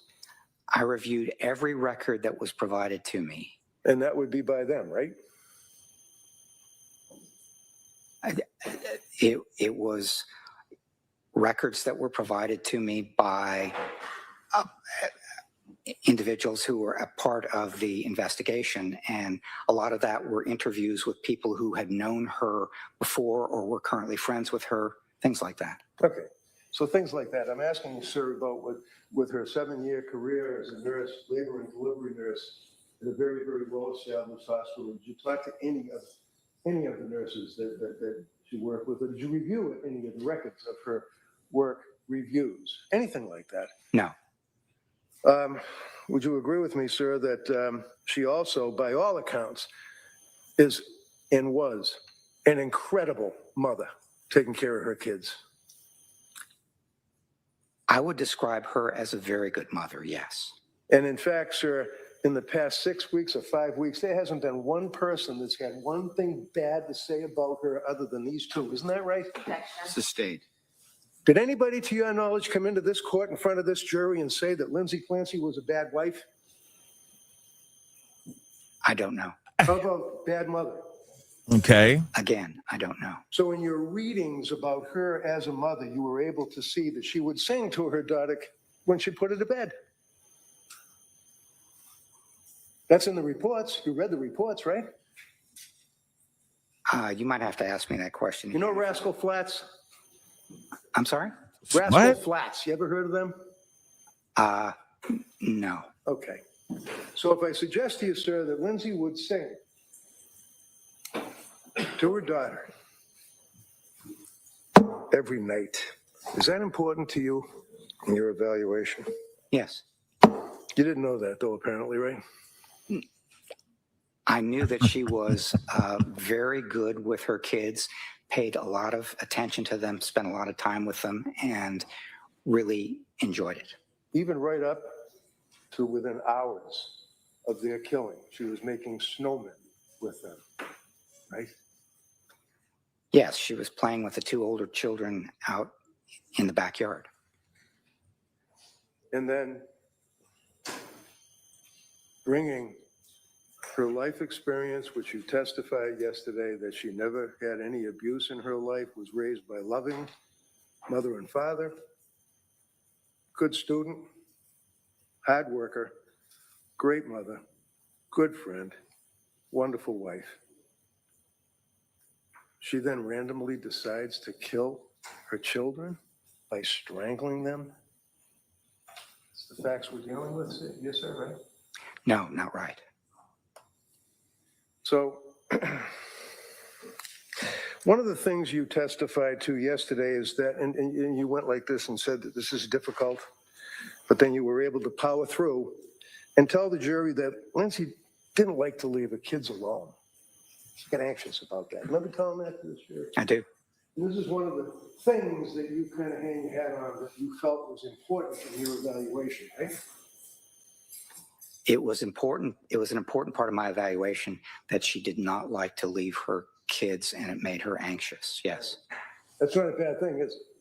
There's something going on inside the courtroom. Not to want to leave her children and be anxious when they're out of her home, right?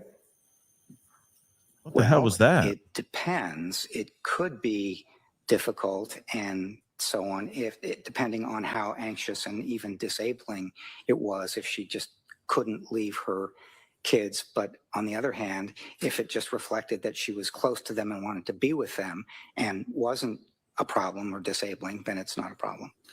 Did you know, sir, that Pat's mother and father would come over to the house and babysit for the kids when Lindsay and her husband would go out to dinner or go out to a movie or go out with their friends? Did you know that, sir? Yes. Did you know that the children were actually in learning Sprouts school? Did you know that? Yes. They had to leave the house to go to school, didn't they?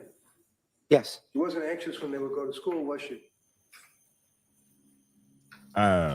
It made her a little anxious to drop her kids off. She didn't like to be separated from them. Well, that's because the kids many times, not on occasion, would cry like little kids do when you drop them off somewhere, right? I don't know if she was anxious only when they cried.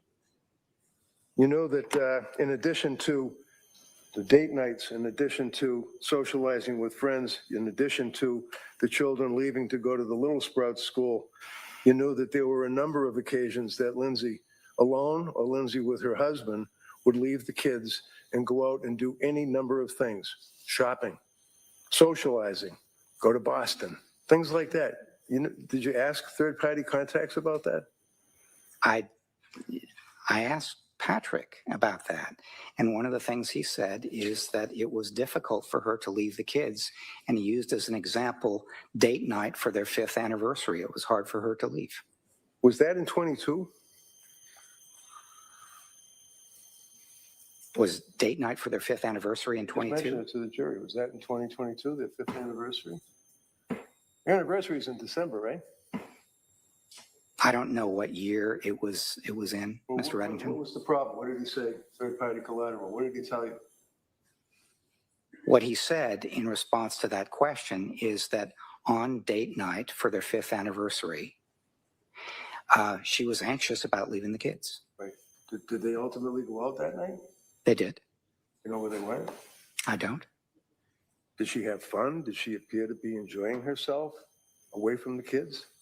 That was not part of the question I asked him. I mean, there's nothing wrong with a woman being concerned about her babies when she's not at home, right? There's nothing wrong with that. I wasn't presenting it as something that is wrong. I'll back off. I'm sorry. I thought you did. I thought yesterday you were telling this jury that because Lindsay didn't like to leave her kids at home, that was a factor that Dr. Helbrin considered in his opinion. But that's fine. You agree that there's nothing wrong with a woman being concerned about her children, leaving them out of the house, right? No, I don't believe I said that. Okay. One of the things that No, never mind one of the things. They can ask you on, We can finish. All right, okay. The answer is you did not say that. Judge, I'm getting a little confused here between. Well, listen, no. Let's see if my question is not that confusing. Okay. Did you testify? You done saying that you did not say what Mr. Reddington said? Yes, I'm done Okay. saying that. All right. That's good. Next question. one of the other issues is that also factored into when Tufts prescribed her the SSRI, she didn't want to take it because she was afraid of the breast milk being contaminated by this drug, right? Yes. And then ultimately, when she stopped breastfeeding, at that point, she was able to take the SSRI, correct? Yes, that's correct. And then Tufts increased it to 50, right? I don't recall offhand what Okay. Well, you agree that Tufts increased the SSRI, right? I do. You agree that before the end of September of 2022, this young woman was living her life with her husband and her kids. Summer of 22, happy, had a great time. Do you agree with that, sir? I do. And when she saw Tufts from September end up until the killing of these children and the state of her condition that you told the jury was confusing. Remember using that word yesterday? It was confusing with these number of diagnoses that she dealt with. Yes, I did use that word. And the confusing with the number of drugs that was one drug on top of another drug and stop this drug, stop that drug. That was confusing, wasn't it, sir? Yes, it was. And it was a confusing and upsetting to her and her husband to the point where they went to these doctors and said to them, you're turning her into a zombie, right? Yes, that's right. But prior to seeing Tufts and the other healthcare providers, she was a happy woman, wasn't she?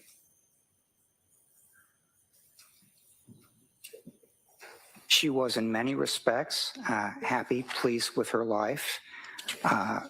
So she wasn't happy in an unqualified way, but she was, yes, she was very happy with certain aspects of her life. So as September turns into October, middle of October, thereabouts, how is she doing at that point between her depression, anxiety, drugs prescribed? How is she doing? She was anxious about going back to work, but she hadn't started taking the drugs that were prescribed. Okay, let him finish. Go ahead. Go ahead, Doug. Yes. In September, she was anxious about returning to work. She had not yet started taking the medications that Dr. Tufts had prescribed, though. How about a text that she had sent to her mother on October 20th, sir? I know you indicate in your report you had a chance to review all of the computer searches, text messages, Apple Watches, all that stuff, right? Yes, that's right. All right. Read that text, please. October 20th. This is a text that she sent to her mother. Read it. Would you like me to read it out loud? I'd like you to read it out loud. All right. Mom, will you please come up and stay with me for a bit? I'm really sick. Something is wrong. I had horrible insomnia all night, and I just don't know how I'm going to get through the day.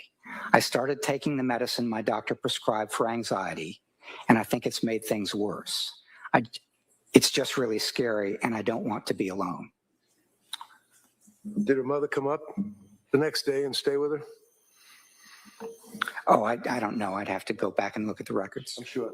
Do you know, sir, that she actually climbed into the bed with her mother to sleep with her mother when the mother was staying with her during this period of time? No, I didn't know that. In the middle of November, sir, she texted her mother-in-law, which would be Pat's mother, Sue. This would be Sue Clancy, who was also a labor and delivery nurse, right? Yes, that's correct. She texted Sue while she was at work as a nurse, right?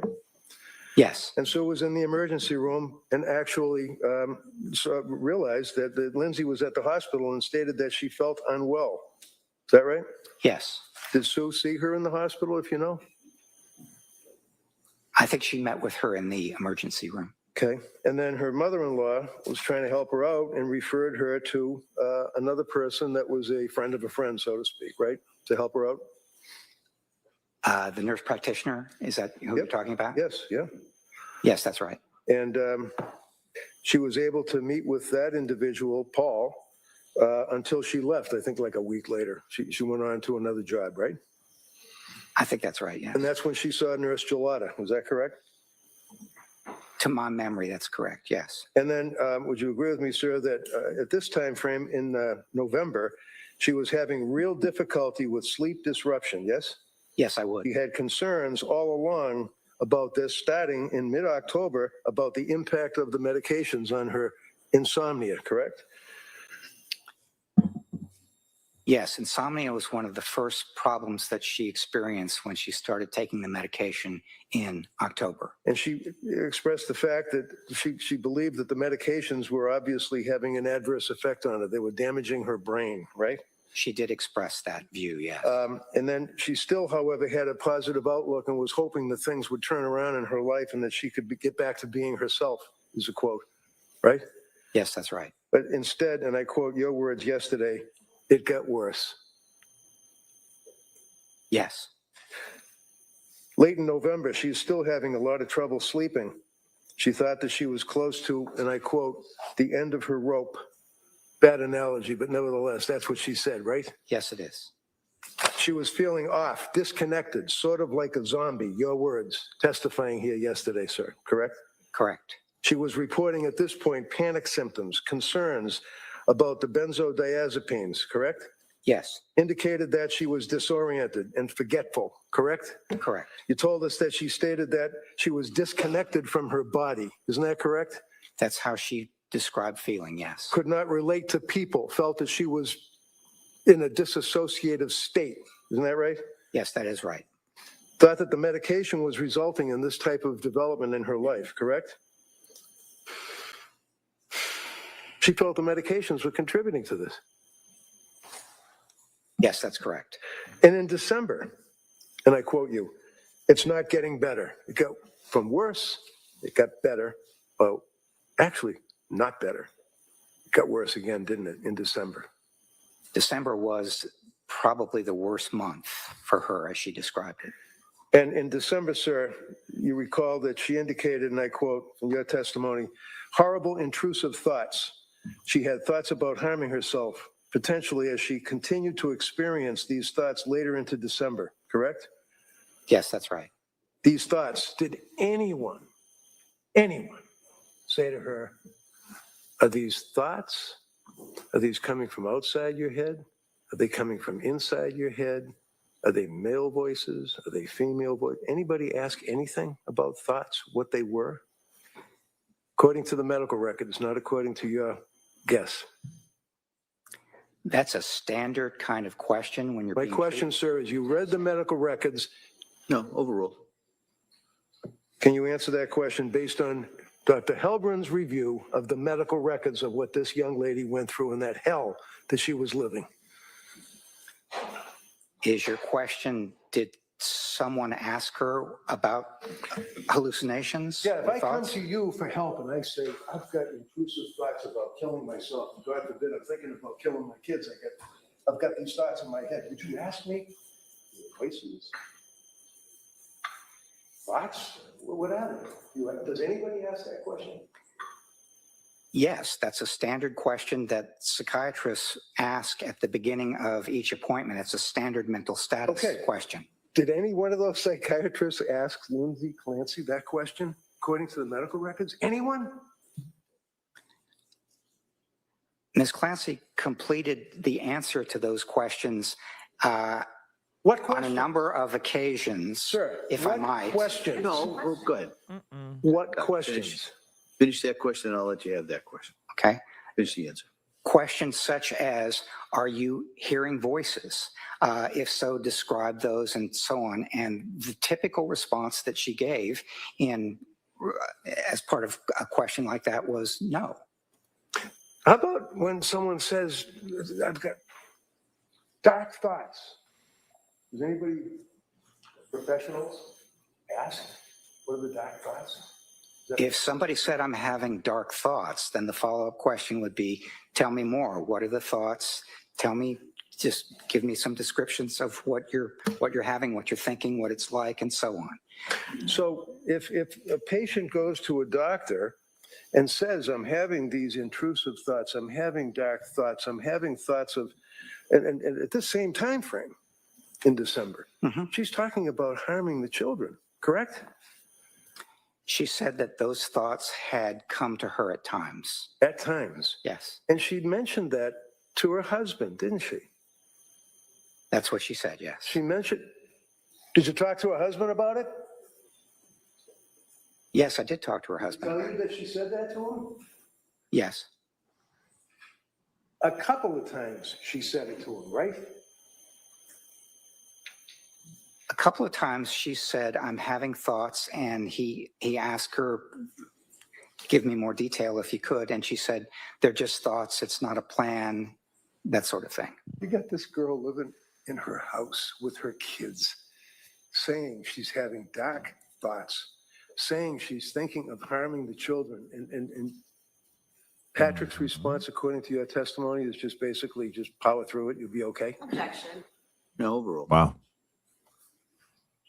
Huh? No, that was not his response as he described it. He asked more questions because one of the things that she had been dealing with for some time are thoughts about hurting herself and possibly the kids. And so what he did was try to get more information about the details. He asked questions that a mental health professional would also ask, which is how often, what are they like? Do you have a plan? Things like that. And she pretty consistently said, no, I don't have a plan. And this is how often it happens, but they're just thoughts. So let's talk about that, because that's apparently the standard reaction if a patient comes to a doctor and says, I'm having dark thoughts, intrusive thoughts, I'm thinking of hurting myself, I'm thinking of hurting the kids. You say, do you have a plan? That's the question you ask, right? That's one of the questions that you ask, If yes. the person says, nah, I don't have a plan, I'm just having these thoughts, and you just basically move on, give them more drugs. What do you do? No, you don't move on. You're aware that the person has reported having those thoughts, and you've appraised the risk, and the risk has to do with things like how imminent is it? How serious is it? Are there means? How is there a plan? What sort of detail is involved, and so on? And so basically what you do at that point is you take it seriously, but you also try to describe how seriously to take it. Okay. Would you agree, sir, that she was complaining through December about these unwelcome and internal thoughts? Is that correct? Yes. It's important for your evaluation because when you ask the question, when you're experiencing these thoughts, were they your own thoughts or were they auditory hallucinations? And she indicated to you they're my own thoughts. That's what your testimony was, right, yesterday? That's correct. But she made clear that these were unwelcome, and that they were intrusive. Is that correct? Yes, she did. So she's answering your questions honestly. She certainly isn't trying to fake that she's hearing all sorts of voices yelling at her and things like that. She's answering honestly, correct? Yes. Very cooperative, correct? Yes, correct. You then would indicate, sir, that in your evaluation as you went on, that she described an experience on December 15th. And she described December 15th as being literally one of the worst days in her life, right? Yes. And that's, why was it one of the worst days of her life?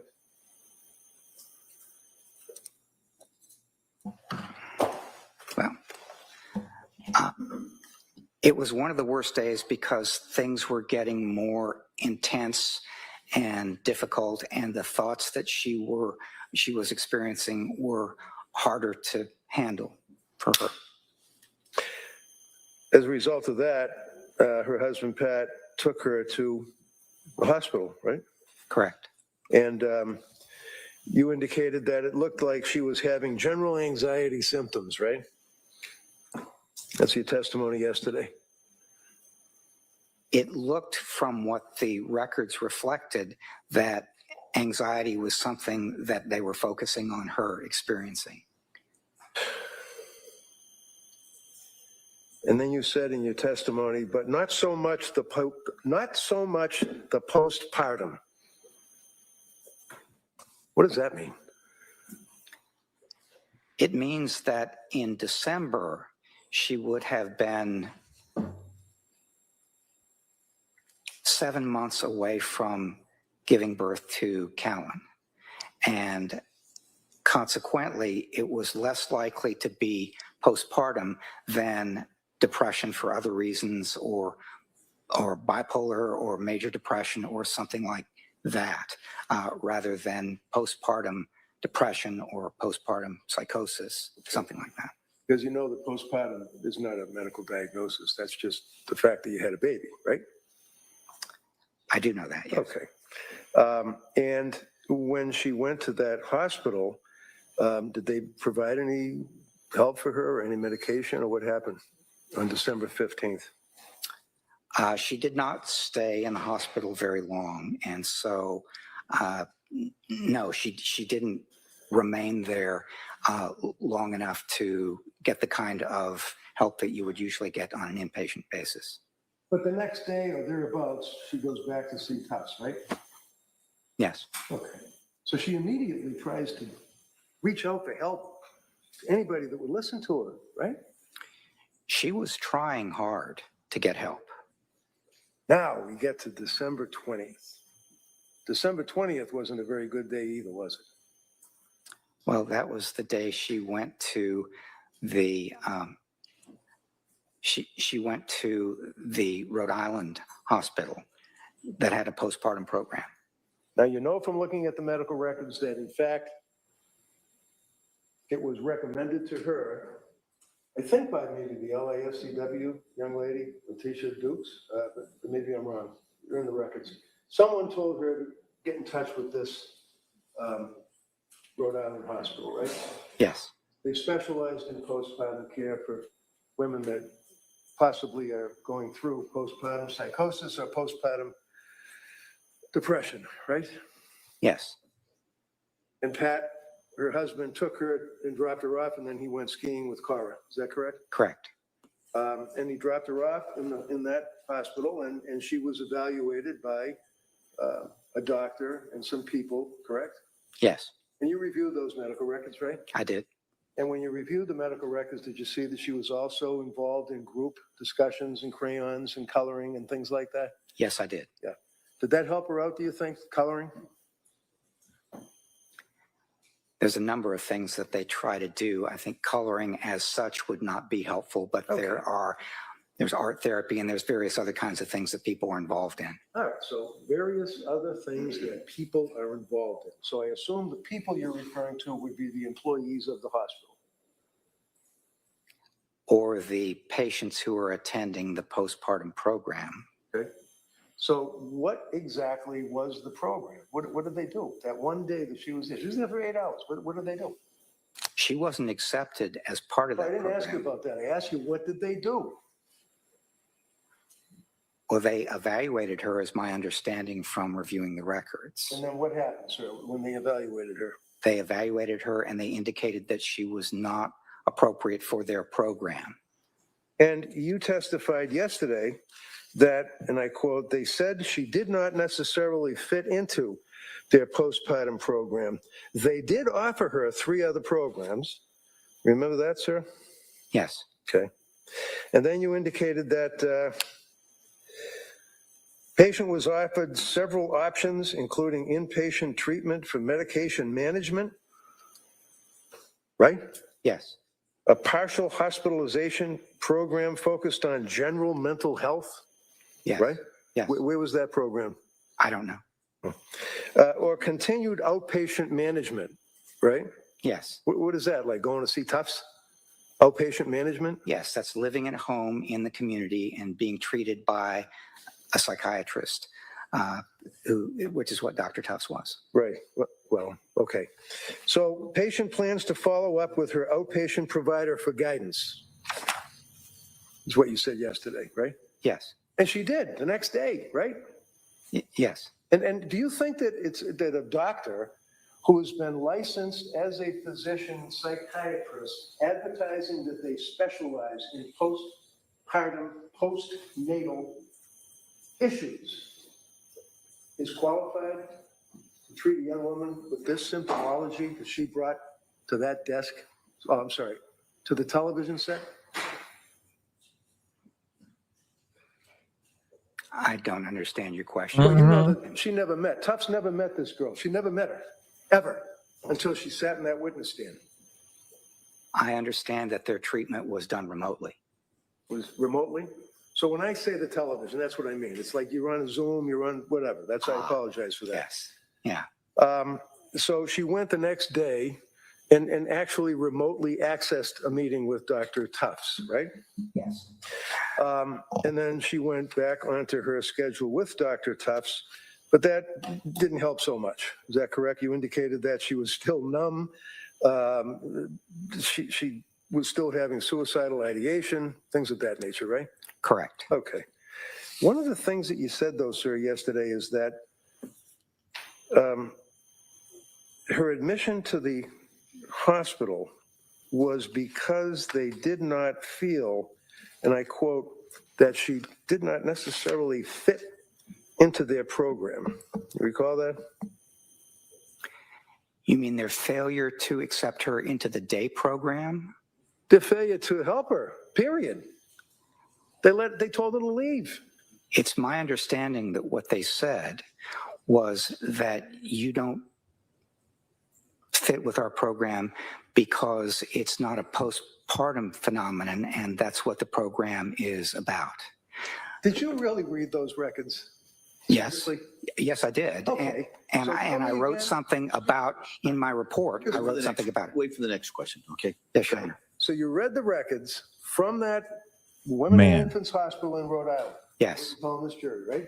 Yes. And what was the word, the language, the word salad you just said to me that they didn't accept her because of what? Objection. Word salad. Rephrase that. What was it you just said to this jury they wouldn't accept her? Why? It was a day program for women experiencing postpartum difficulties. And their evaluation of Ms. Clancy was that her difficulties were more related to general mental health, but not particularly to postpartum difficulties. And so she did not, Go ahead. if I might, Yeah, you might. if she might be more This appropriate guy. for somebody, she might be more appropriate for a general mental health program, but not so much for a postpartum day program, which is what they had. So they didn't say that you don't need help. They just said that you don't fit with our program. Would it surprise you to know, sir, that they said that she didn't fit with their program, as you put it, because of the overlay of over-medication that her doctors had caused to that point? Do you have any memory of that at all? There were questions that they raised about the medication. It wasn't just questions. They said that's the reason. The secondary diagnosis as to why they wouldn't accept this young lady is because of the medications that she had been prescribed. Over-medicated. Do you recall seeing that in those records? Yes, I recall a diagnosis of depression, which was not specified further because there were medicine complications. Do I have to get the medical records and read them to you? I actually have something in my report, so Good. I can read it back to you. Can you pull it out and tell me Yes. what the discharge diagnosis was?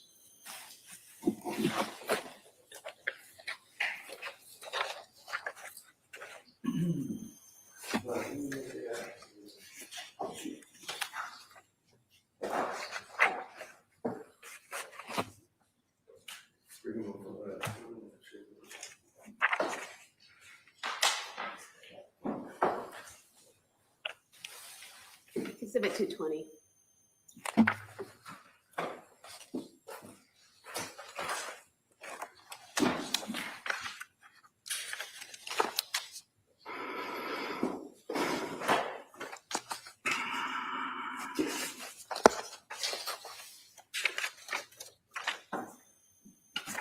Which ones are you looking for? 220, I guess.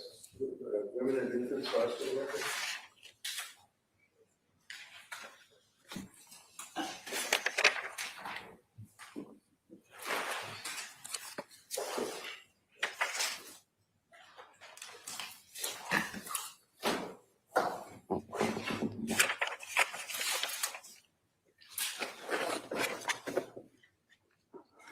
I'm on page 18 of my report. And Discharge diagnosis? the records indicate a diagnosis of generalized anxiety disorder and depressive disorder without further specification, and I quote, due to adverse drug effects. Anything else? Yes, they indicate that her chief complaint was feeling numb and crazy depressed, identified passive, suicidal ideation, notes that I'm sure you can read all the diagnoses. My question, sir, is simple. It's on the discharge diagnosis. That's all. yes, the discharge diagnosis was anxiety and depression. And secondary to what?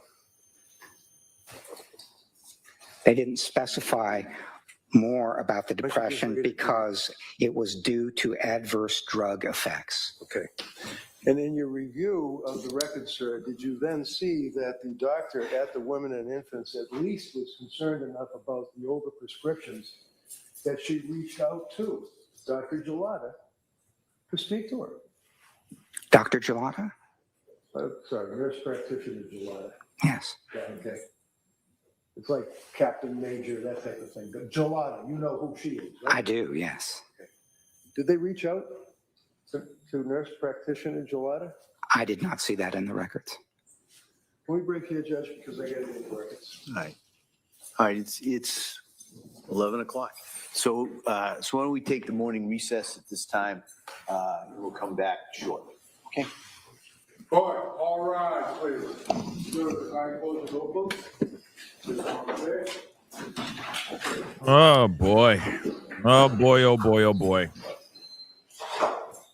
So there's that. Okay, guys. So clearly he is trying to do Big Red, okay? Big Red is doing everything he can to basically discredit this witness, okay? I mean, he is going in on this, but he's going in on this expert witness. We'll be in recess at this time. Thank you. Should be about 15 minutes, allegedly. Court schedule recess, please exit the courtroom. So 15 minutes, it looks like. Okay, so he's asking legitimate questions. He definitely is. And he's basically, well, you know, he also was trying to, in the very beginning, try to make it seem like they had had some sort of conversations like that that Dr. Kirk and Dr. Mack may have had conversations, before or during their evaluation of Lindsay Clancy. I thought that was very interesting. I mean, he's basically doing everything he can. Big Red is doing everything he can to trying to discredit this expert witness. This is the same thing that he did with Dr. Mack. And of course, I think that he went pretty hardcore into the situation. But then also at the same time, I also think, like there were moments where he got some really good moments from Dr. Mack, and then there was other moments where he kind of just fell on his face just a little bit. Here's the other thing. Like, yeah, there's a lot of leading up to like the big moment. You know what I mean? Oh, okay. You've done this, this, and this. You've written this book. You've taught these classes. You've been heads of these types of departments. You've done all this research, but hey, you've only done one thing about psychosis in 1976 or something like that, 1977, right? He's like eons ago. You've never dealt with anything like that or talked about anything like that since then. So are you really an expert witness to cover this type of trial? Like I said, he's trying everything he can to discredit this expert, to discredit Dr. Kirk. He's doing the exact same thing he did with Dr. Mack. Now he's going after Dr. Kirk the same way. Again, I for me, I'm like, okay, it's fine. Do what you need to do, but is this really going to suffice? Right? Is it really going to sell to the jury? Because that's the other thing too. How is the jury going to understand what Big Red is doing right now, the defense is doing right now? They may be right with him, following his every step on all the questions that he's asking, or they may need a very blatant breakdown. You know what I mean? A blatant explanation of like, I'm trying to discredit the witness, guys, just so you know. So let's continue here. You know what I mean? But, they can't really do that, right? So it's interesting, It's very, very interesting. And I keep wondering, I keep wondering this. With that amount of effort on these expert witnesses, the ones that, like, this is crucial. Remember, at the end of when prosecution was basically asking, Dr. Kirk questions, at the very end, they said, do you believe that she is criminally responsible for taking the life of her kids? He said yes. Now, what's interesting, because we kind of have to go back a little bit to when prosecution was doing their, finishing up their testimony or their questioning on Dr. Kirk. There were moments that seemed like Dr. Kirk was kind of siding with defense. You see what I'm saying? It wasn't so one-sided. But at the end, when you got somebody straight up asking you, what are your thoughts on this? And that expert is saying, no, she's criminally involved. She's criminally responsible for doing this thing. I think that's a very big deal, Yeah, I mean, that's the thing. Yep. The thing is, whether it was in 1977 or 2007 or just 3 days ago, it doesn't matter. Yeah, he's doing everything he can to try to discredit this guy, to make him look like Boo Boo the Fool, to make him look like he's just in there to stack up on some bread, right? To make the money and keep it moving, right? I mean, $54,000, something like that for just being there, right? $300 an hour, already at 180 hours of work. I mean, just that alone, 55,000 smackers for just being in this trial is absolutely insane. Now, that's a lot of money, and that could make a jury go, well, wait a second. Are they paying him to say this stuff? The other thing is too, Remember what happened yesterday with the whole conversation about mortal sin and Catholicism and all that, right? He really shouldn't have said that. Prosecution shouldn't have asked him those questions. In fact, that makes it seem like he was getting coached. You also got to remember, he's getting paid a crap ton of money to show up and be at this trial. So clearly, they're sitting, what the defense is trying to show is like, yo, this guy's getting paid crazy money. He has no experience in speaking about any women's psychosis, especially postpartum psychosis. He hasn't covered it or spoken about it in decades. And obviously there's a bias here. Is it financial? Is it just from his experience, maybe lack of experience? That's what basically the defense is trying everything they can to discredit with this witness. So it's interesting. You know, I gotta be honest. It's definitely interesting. But these experts are getting paid. But that's what they all do. Okay, this is what they all do. They bring in expert witnesses, especially with the ones that are talking about something crucial. Because you got to remember, they're bringing in, not like in this type of maybe not in this trial so much, but there's other trials where, you know, they'll bring in experts that are like forensically breaking down the digital devices or retrieving certain things out of hard drive stuff like that.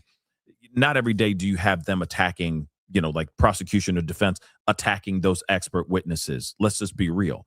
Okay. But when it comes to this kind of stuff, man, you know, for a fact, they're going for the jugular as best as they can. Right. So again, you know, I think that this is this very interesting testimony and cross and all that. And again, I'm wondering, is it going to work? You know, is the defense really selling anything to the jury about this particular expert? I don't know. It's interesting. Let me take some of these comments here really quick. Hold on. Let me see. Okay.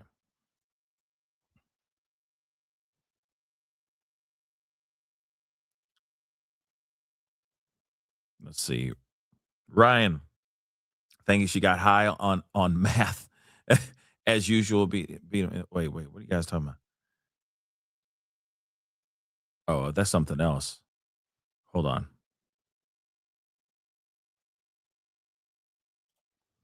Let's see.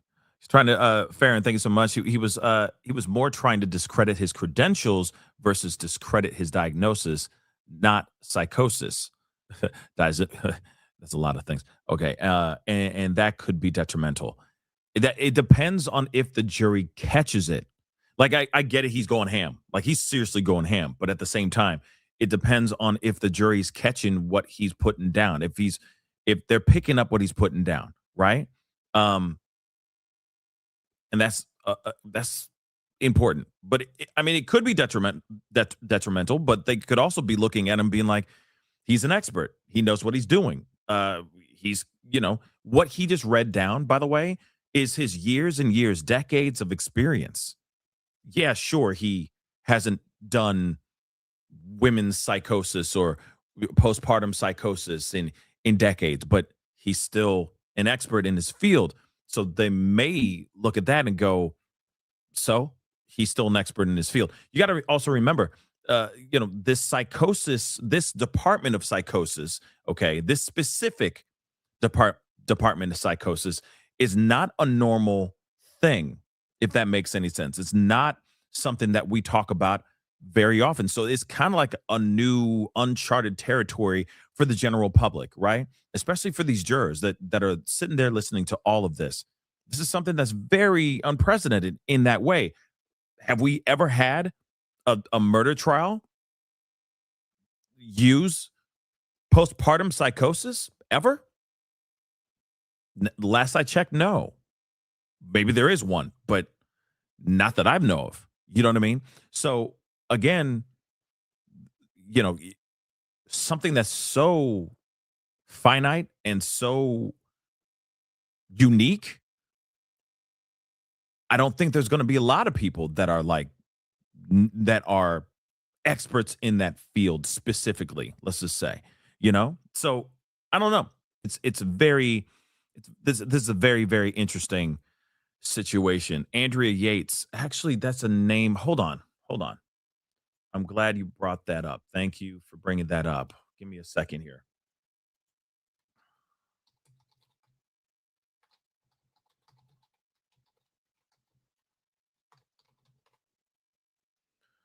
Let us see here.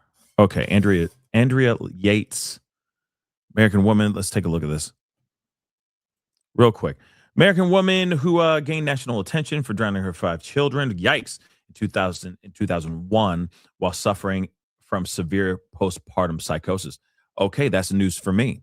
Thank you. I heard the name before, but I hadn't had a chance to look it up to see what this was all about. So this is a very interesting situation. Tragic event here.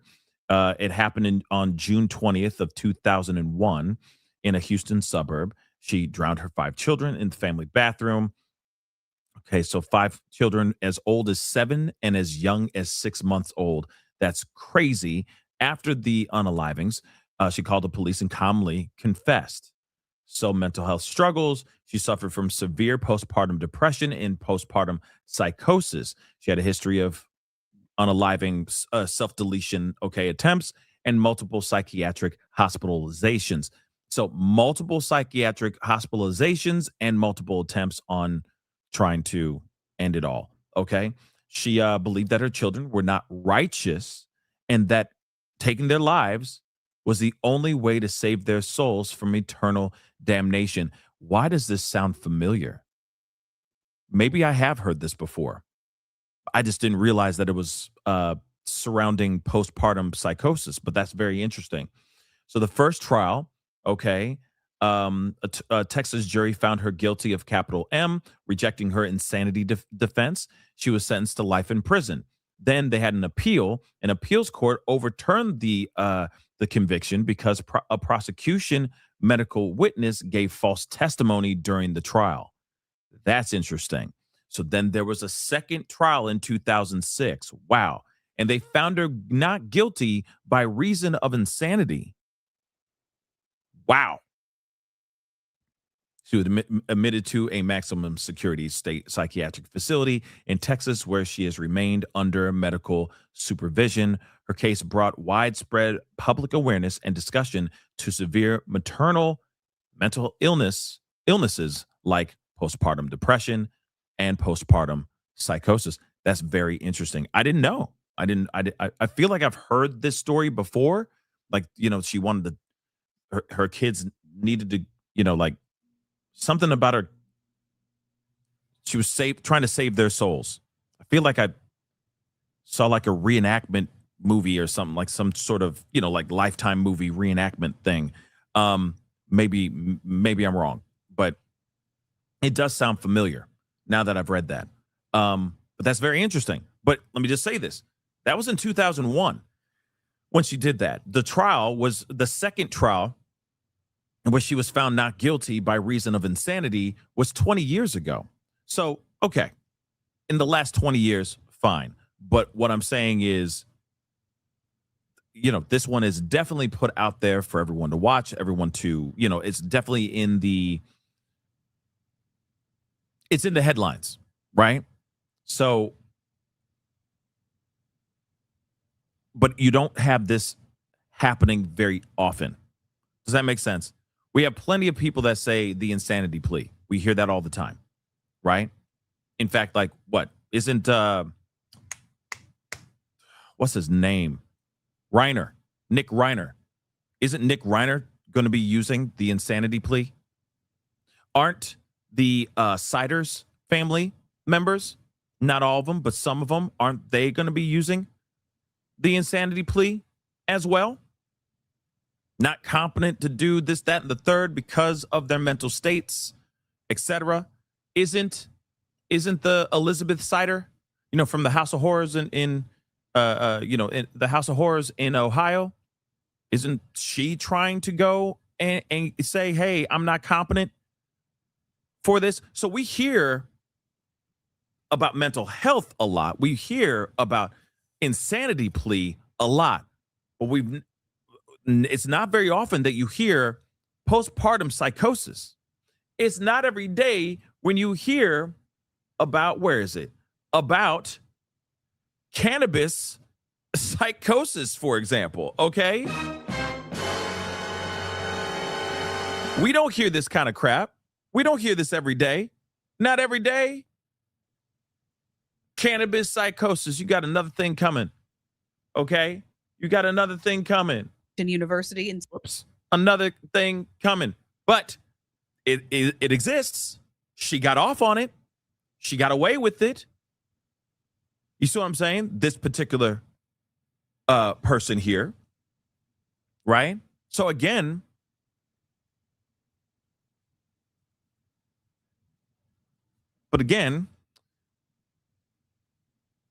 I think that's one of the main reasons why this case is grabbing so much national attention or international attention, is because this is an interesting plea. This is an interesting angle to say, oh, I took my kids' lives, my kids' lives, and it has to do with postpartum psychosis. Now, don't get me wrong. And of course, this is not Lindsay Clancy. This is somebody else. This is the girl who smoked weed, took the life of her boyfriend because she took a hit from a bong, and she walked. She's walking free right now. Okay. Now, I just wanted to pull that up, but let me pull up Andrea. Her name is Bryn Spazier, I think, if I'm correct. In fact, we got a little time. Hold on. Because I wanted to play this for you yesterday, and I didn't get to show it. Okay. But this woman got off free. She's breathing in this mother-loving freedom air. We're going to look at the Andrea Yates thing too, but I just wanted to point this out just really quick. Just going to speed up the video too so we can get to the meat and potatoes. But this girl smoked some weed, lost her mind, took the life of the boyfriend that she was dating, and the dog, and his dog, okay? And she's out here free. God only knows what she's doing with her life now. Hopefully she's not doing something that has to do with taking care of other people. Okay? I would not trust her as far as I could throw her. I'm sorry. All right? But she's free because of cannabis psychosis. Grisly killing, a guilty verdict, and 2 years probation for the killer, all because of cannabis-induced psychosis, a real diagnosis confirmed by experts on both sides of this case. In May of 2018, Bryn Spazier took a hit off her friend's bong before stabbing him 108 times, and then stabbing her dog, and eventually stabbing herself. Oh, it was her dog. My bad.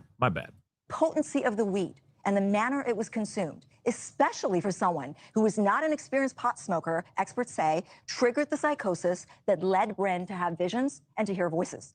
Visions that she was dead with paramedics, family standing over her, and voices that told her the only way to bring herself to life was to kill Chad O'Melia and then stab herself. Bryn says she never knew what she was doing. When cops arrived in the early morning, it took 4 shocks from a taser, 9 baton blows, breaking her arm to wrestle that knife out of Bryn's hand. All of it caught on body cam. Prosecutors dropped the original charge from murder to involuntary manslaughter, a crime that's punishable by 4 years in prison under California law. Now, just for context, you guys, you can get more time than that for identity theft. So just imagine the shock in the courtroom when she wasn't even given any prison time at all. What a stellar result. What great lawyers, of course, they're my friends. Bryn received 2 years probation and 100 hours of community service. Chad O'Melia's father has appeared on this show several times to express his feelings. Often, of course, a lot of anger, a lot of frustration throughout that trial. But tonight, Bryn Spazier joins live along with her attorneys and my esteemed colleagues from Los Angeles, Bob Schwartz and Michael Goldstein. Thank you all for joining me tonight. I'm going to be honest. I think this is absolutely maddening that this woman's out here free and doing interviews. I'm sorry. I feel some type of way about it. I don't think she should be smiling. I don't think she should be on any cameras. I think she should just go live her life. Stay off the cameras. this is bad. And she's just like, I'm free. You just took the life of some. You lost your doggone mind. I'm sorry. Were you smoking K2? Like, what the hell were you doing? Was it synthetic? What were you doing? You see what I'm saying? And so suddenly she out here free? I don't know. I don't know about all that, y'all. Bryn, thank you for being here. I know this is very difficult for you each and every time you have to talk about this. I want to start with you first. When did you realize how bad the consequences of this psychosis were? In other words, you had killed your friend. When did you realize that? Before I answer that question, I just want to make a statement. Sure. That every day I do think about Chad and his family and his friends, and I am so sorry for their unthinkable loss and the immense pain they will endure forever. I didn't find out that he passed until days later when I woke up from the hospital. And when I did wake up from the hospital, that's when I knew that there was something bad happened, but I wasn't given answers right away. And I was very scared, confused, and shocked, and I didn't know what was going on. And throughout the days in the hospital, I was starting to figure out more and more what was happening, and later found out about Chad. I mean, I can't even begin to fathom the trauma around all of this, the trauma that you're living with that, frankly, I don't think will ever really fully go away. And I think it's none of us can really fathom this. So, you know, are you in therapy? Is there I mean, there's got to be PTSD associated with this. How are you coping? What are you doing? I immediately started seeing a therapist in California within 6 months of the incident. It took a while to find the right one, but she specialized in PTSD, and I saw her for years. And then when I went to Illinois, I saw another therapist. So I was seeing 2 therapists over the years. And then with the immense support from my family and friends and having the right resources and my faith in God helped me get through.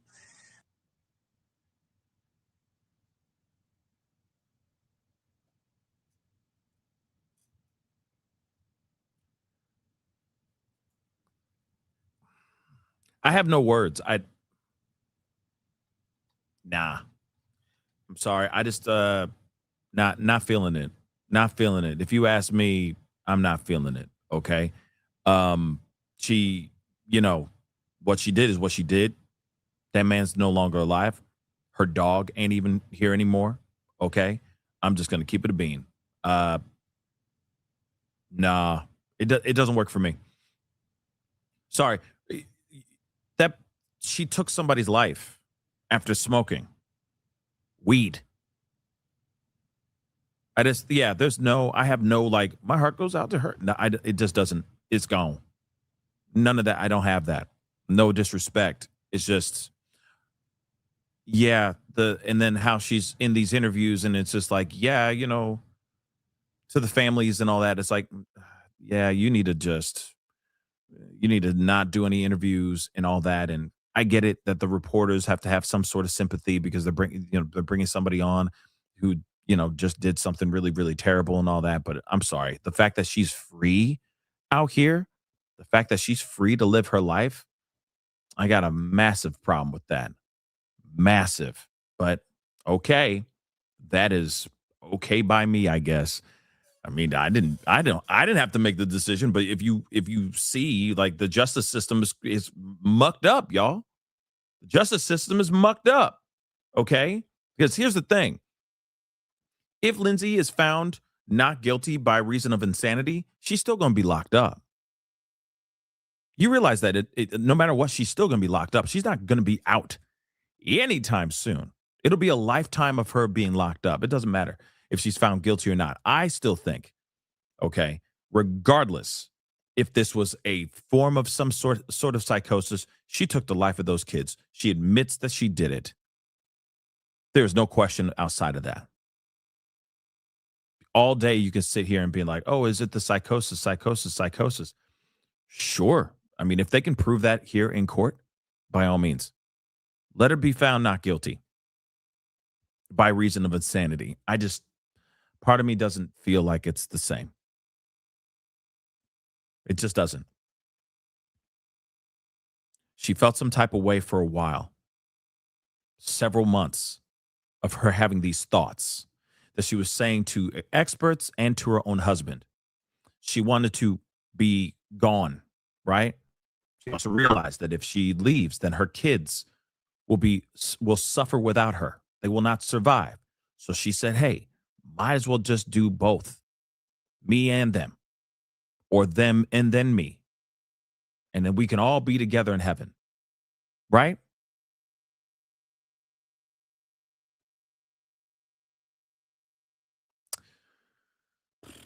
So let's take a look at this Andrea Yates thing. 15 years ago, the nation was shocked to hear about this case. Rusty Yates returned home from work to a nightmare. His 5 children had been drowned in the bathtub by their own mother, his wife, Andrea Yates. Well, NBC's Janet Shamlian sat down with one of the few people who remains in contact with Andrea Yates as she lives out her days in a mental hospital.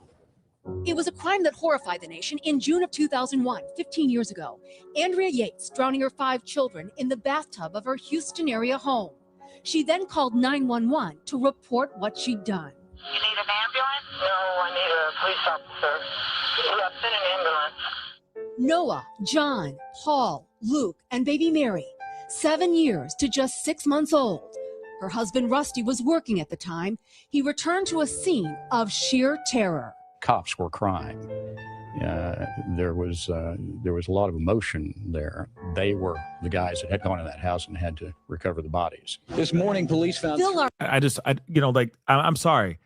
Like I said, I get the pink shirts being out there and being there in solidarity with Lindsay, for postpartum, okay, postpartum depression and all that. But now you're going to a whole other level of taking your children out. Like, I get the depression. I get being pushed beyond anything you can even fathom, okay? Kids are hard. Child rearing, being a parent is mother-loving hard, okay? There are days you want to throw in the towel and just walk out the door. There are days that you just want to just turn off your brain and not have to deal with anything. I get it. Kids ain't easy. But not once would I ever, us parents that care, that love,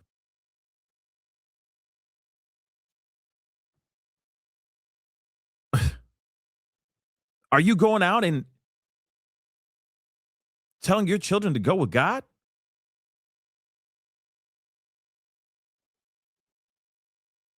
Like I said, I believe that postpartum depression is real. I can even say I believe that postpartum psychosis is real.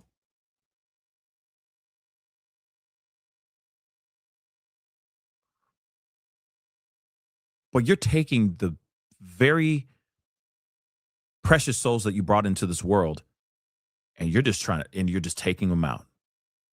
And this psychosis could be a multitude of different things, okay? It could be a multitude of different things. What she did here, like, it could be multiple levels. It could be, severe, whatever. It could be, you see what I'm saying? It could be, it doesn't every psychotic or every psychotic breakdown does not automatically mean you're taking the life of people that are around you or children, okay? There's varying degrees of that psychosis or that psychotic break. But at the same time, you're taking out the very children you brought into the world. I don't know. I'm just saying it just, and the fact that she was totally fine beforehand, at least according to Patrick. And when he left and then came back, all hell broke loose. Like, he walked basically into the depths of hell, into the depths of one of his deepest, darkest nightmares in real life. And I get, like I said, I get the women in the pink, but then I also get the women in the white, who are sitting there going like, it's about the kids. And that's where I stand.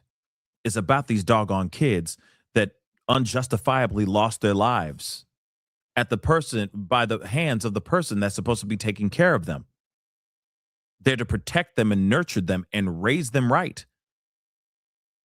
That's my problem here.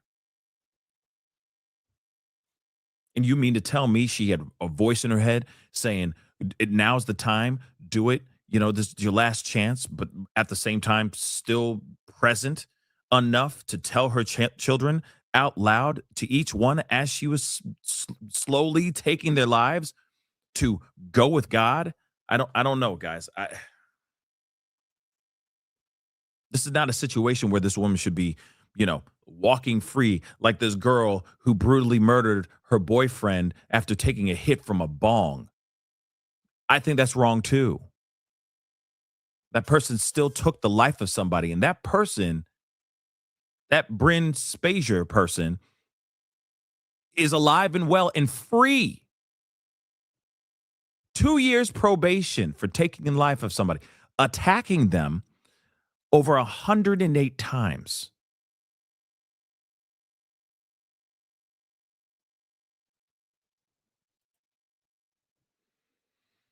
Let's take a listen to the rest. Let's listen to the rest of this. Hold on. Archer of NBC station KPRC was the first reporter on the scene. They brought Andrea out, and her clothes were still wet, and her hair was still wet from the bathtub. And they brought her out, and she looked like a zombie.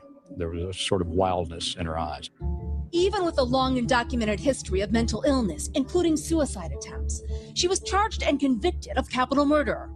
But the verdict was later overturned, and in a subsequent trial, she was found not guilty by reason of insanity. She testified she believed her children's deaths would save their souls. Andrea Yates was committed to a Texas mental hospital where she remains today, now 52 years old. Can I also point something out here? Can I just point something out here? Let's just talk about this for a hot minute, okay? Not trying to be, not trying to be calloused, okay? Not trying to be a rude mother lover here, but I'm going to keep it a bean, all right? Why does it matter if she's found not guilty by reason of insanity if it still means that she's locked up for the rest of her life for the taking the lives of her kids because she snapped? Can you just, can somebody please tell me why it's like, oh, yay, I've been found not guilty of taking the life of my kids by reason of insanity. You still took the lives of your kids. You still admitted that you took the lives of your kids. So why does it matter? Like this situation, I get it, Big Red going to do his thing and all that. But at the end of the day, she's still going to be locked up for the rest of her life because she admitted to doing this thing. Do you understand? Why, like, how is this like a yay, happy-go-lucky doing cartwheels in the mother-loving courtroom if she's found not guilty, when at the end of the day, they're still going to be locking her up and throwing away the key and plying her with a whole bunch of drugs? So again, does it even matter? Does it even matter? Sure, mental hospital is not the same as prison, but she's going to be locked up. She's still locked up. It's not like she's going to be able to walk out by anytime she wants. She's locked up there for good. She's not going to be able to walk free unless some stroke of genius happens here. She took the lives of her 3 children. She ain't going nowhere. Whether or not, same thing with Andrea Yates, right? She's like, oh God, I'm not guilty. I'm innocent by reason of insanity. Yay. But see you later, guys. Going back into the cubby hole. You know what I'm saying? She's still getting locked up. Nothing's changing. She ain't going to walk. Same with Lindsay Clancy. She ain't walking, baby. She ain't walking. So why does it matter if she's guilty or not? She's still going to be locked up for doing what she did because she did it. Yeah, I feel like I'd be the worst juror. I'm sorry. I'm keeping it real with y'all, okay? Like, I'm looking at this and I'm seeing Andrea like hugging her lawyer, like, yay. She's still locked up for the rest of her life right now. And you think mental institutions are better? They're just as bad. You know what I'm saying? Okay, I said my piece. I'm sorry. Let's continue. I'm just saying, like, how's that a good thing? She admitted, even Andrea Yates here admitted to doing it. You see what I'm saying? Come on. Your Honor, for the purpose of the record, we've returned back Hamburger. to Commonwealth versus Lindsay Clancy. All parties are present, excluding the jury. All right, we ready for the jury, counsel? Okay. You know what I'm saying? Okay.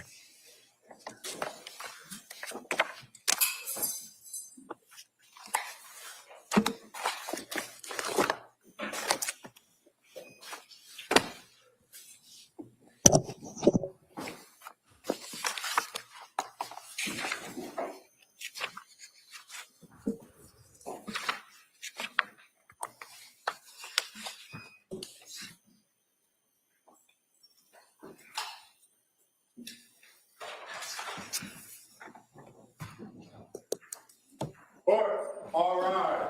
Jurors enter.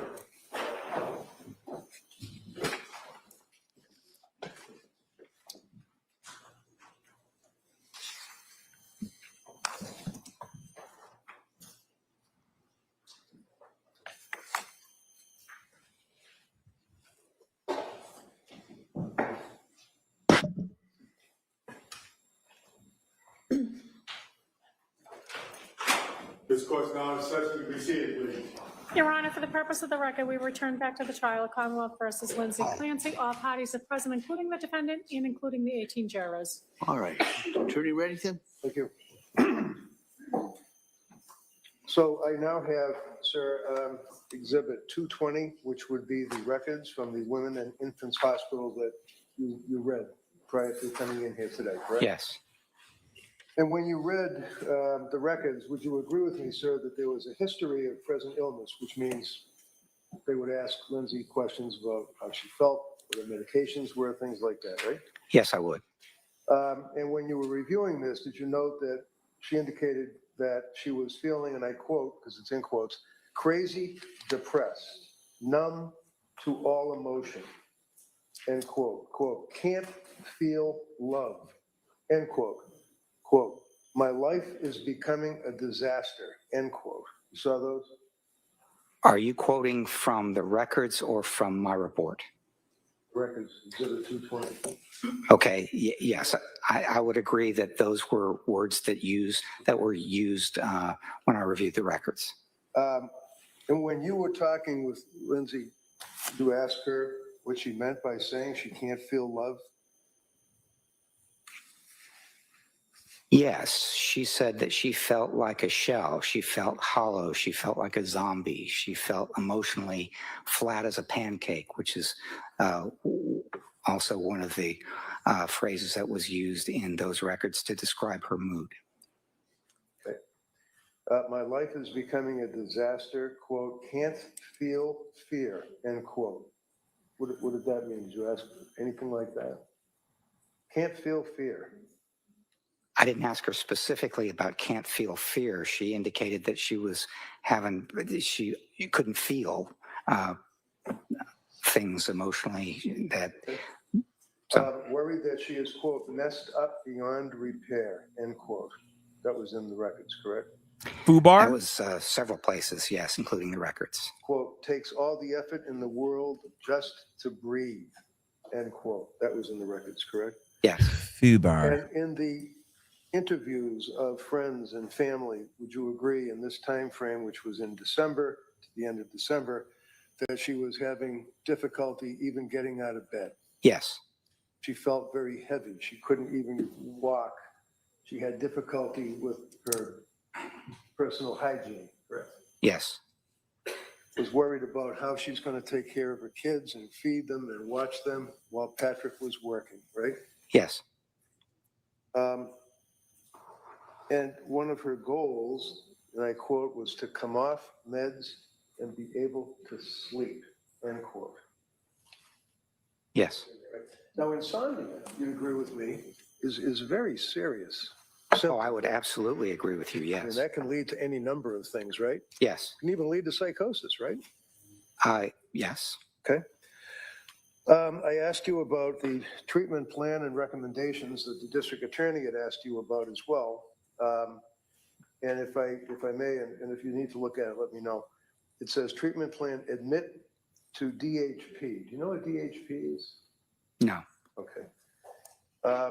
Medication, recommended tapering off Seroquel, starting with 200 milligrams tonight and follow up with outpatient provider. That would be who, Gelada? At the time, it could have been gelada or Tufts. And then indicating, sir, that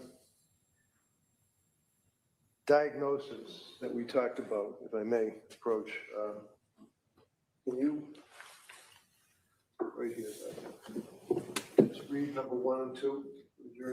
Number 1 is GAD, which stands for generalized anxiety disorder. Number 2 is depression, unspecified, rule out due to adverse drug effects. So when you rule out, you have a concern about adverse drug effects, one of the things that I imagine one would do is to reach out to the person that's prescribing the drugs, right?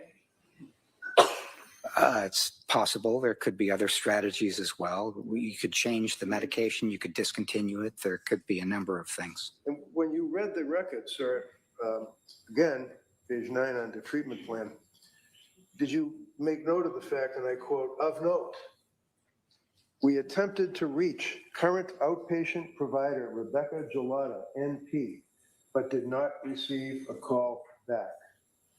You see that? I may have seen that. I didn't note it in what I wrote here. In any event, patient plans to reach out to previous provider who would be Jennifer Tufts, and she did that, right? Yes. Okay. Now, one of the other things that you had made reference to, sir, is that you relied on is when her husband came home and found Lindsay on the ground in the snow after she had jumped out the window. He spoke with her, is what you told us, jury, right? Yes. And can you tell us again what it is that he said to her and what she said to him? He said, "What did you do?" And she said, "I tried to kill myself." And then he said, "Where are the kids?" And she said, "In the basement." Now, what is your source of that information, sir? It was in the records, and I also did a collateral interview with Patrick Clancy. Did you listen to the 911 tape? No, I did not. If I tell you, would you be surprised, sir, that she had significant damage, not only to her back, her spine, and was hemorrhaging, but also to her throat?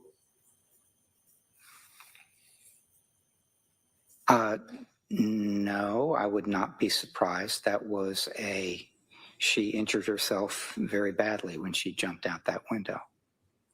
If I suggest to you, sir, that if you listen to the 911 tape as it relates to Patrick Clancy interacting with her, that she can only make grunting noises, would you be surprised at that?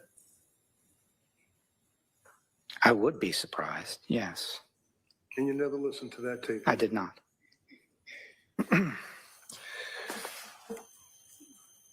Went into McLean Hospital, and that would be the locked wards of McLean Hospital. She was there for 5 days, correct? That's correct. And then she was released at her request to attend Cora's birthday, right? Yes.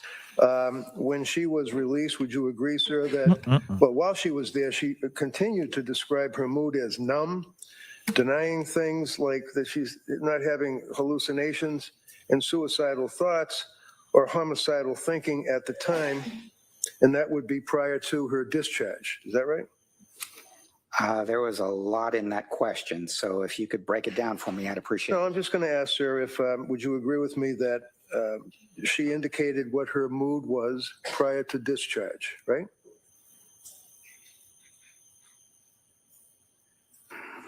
Well, as a doctor, you're not going to let somebody walk out the door of a locked ward in a hospital without making sure that, in your opinion, that it's okay for the person to be released to their home, family, things of that nature, right? I'm looking at the part of my Sir, report. can you understand my question? I don't care about your report. I'm asking you about when someone is in a hospital, you don't release them unless you feel they're not a danger to themselves or others, right? Yes. Okay. The answer to that question is yes. And she was released, right? From the hospital. Yes. And she then was allowed to go home and go to her daughter Cora's birthday, right? That's correct. And this was on January 5? January 5, yes. And she was described in the records as being cooperative and pleasant, right? Cooperative, pleasant, no psychosis, no suicidal or homicidal ideation, mood described as good, in quotes, and not anxious. Good for you. Anything else you want to add? Objection. Wow. Sustained. Next question. So after discharge, Big would Red. you agree, Damn, sir, Big that, Red. she had what she described as a small shred of hope after discharge because she thought that she was off the Seroquel. Savage. And felt that was what was causing her a lot of her problems, right? Yes, I would agree with that. Okay. But the intrusive suicidal ideation and thoughts returned. Isn't that right? Within a week, yes. And they were pretty bad, weren't they? Yes, they were. And again, she's describing, according to your testimony yesterday, symptomology that you said I've combined 2 and 3. That would be on the little diagram you put up on the board, right? For the jurors to look at, the blue thing that you had with the 1, 2, 3, 4, 5, 6, 7. The PowerPoint slide, yes. Right. So you combine 2 and 3 on the slide, but you talked about this before, is what you indicate. And this is after she started taking the medication. Anxiety didn't get better. She had difficulty, great difficulty with insomnia, and that she was numb, right? Yet again. Yes. Right? And a zombie, yet again, right? Yes. And she didn't see any improvement. Is that right, sir? No, that's not right. Okay, well, quote, in fact, she thought it was getting a lot worse. And so basically what she thought is that the symptoms that she was experiencing following taking the medications prescribed beginning in October, she said the symptoms were getting worse, particularly new symptoms, which were insomnia. It's page 126 of your testimony. Okay. Yes, okay. All right. I misunderstood your question. That's all right, no problem. Sorry. That's okay. And then you further indicated that moving on to number 5 on your chart, one of the things she also said is that she was focusing on making the anxiety, helping the anxiety getting better through medication, right? Yes. It was also counseling. She went to counseling through Latasha Dukes.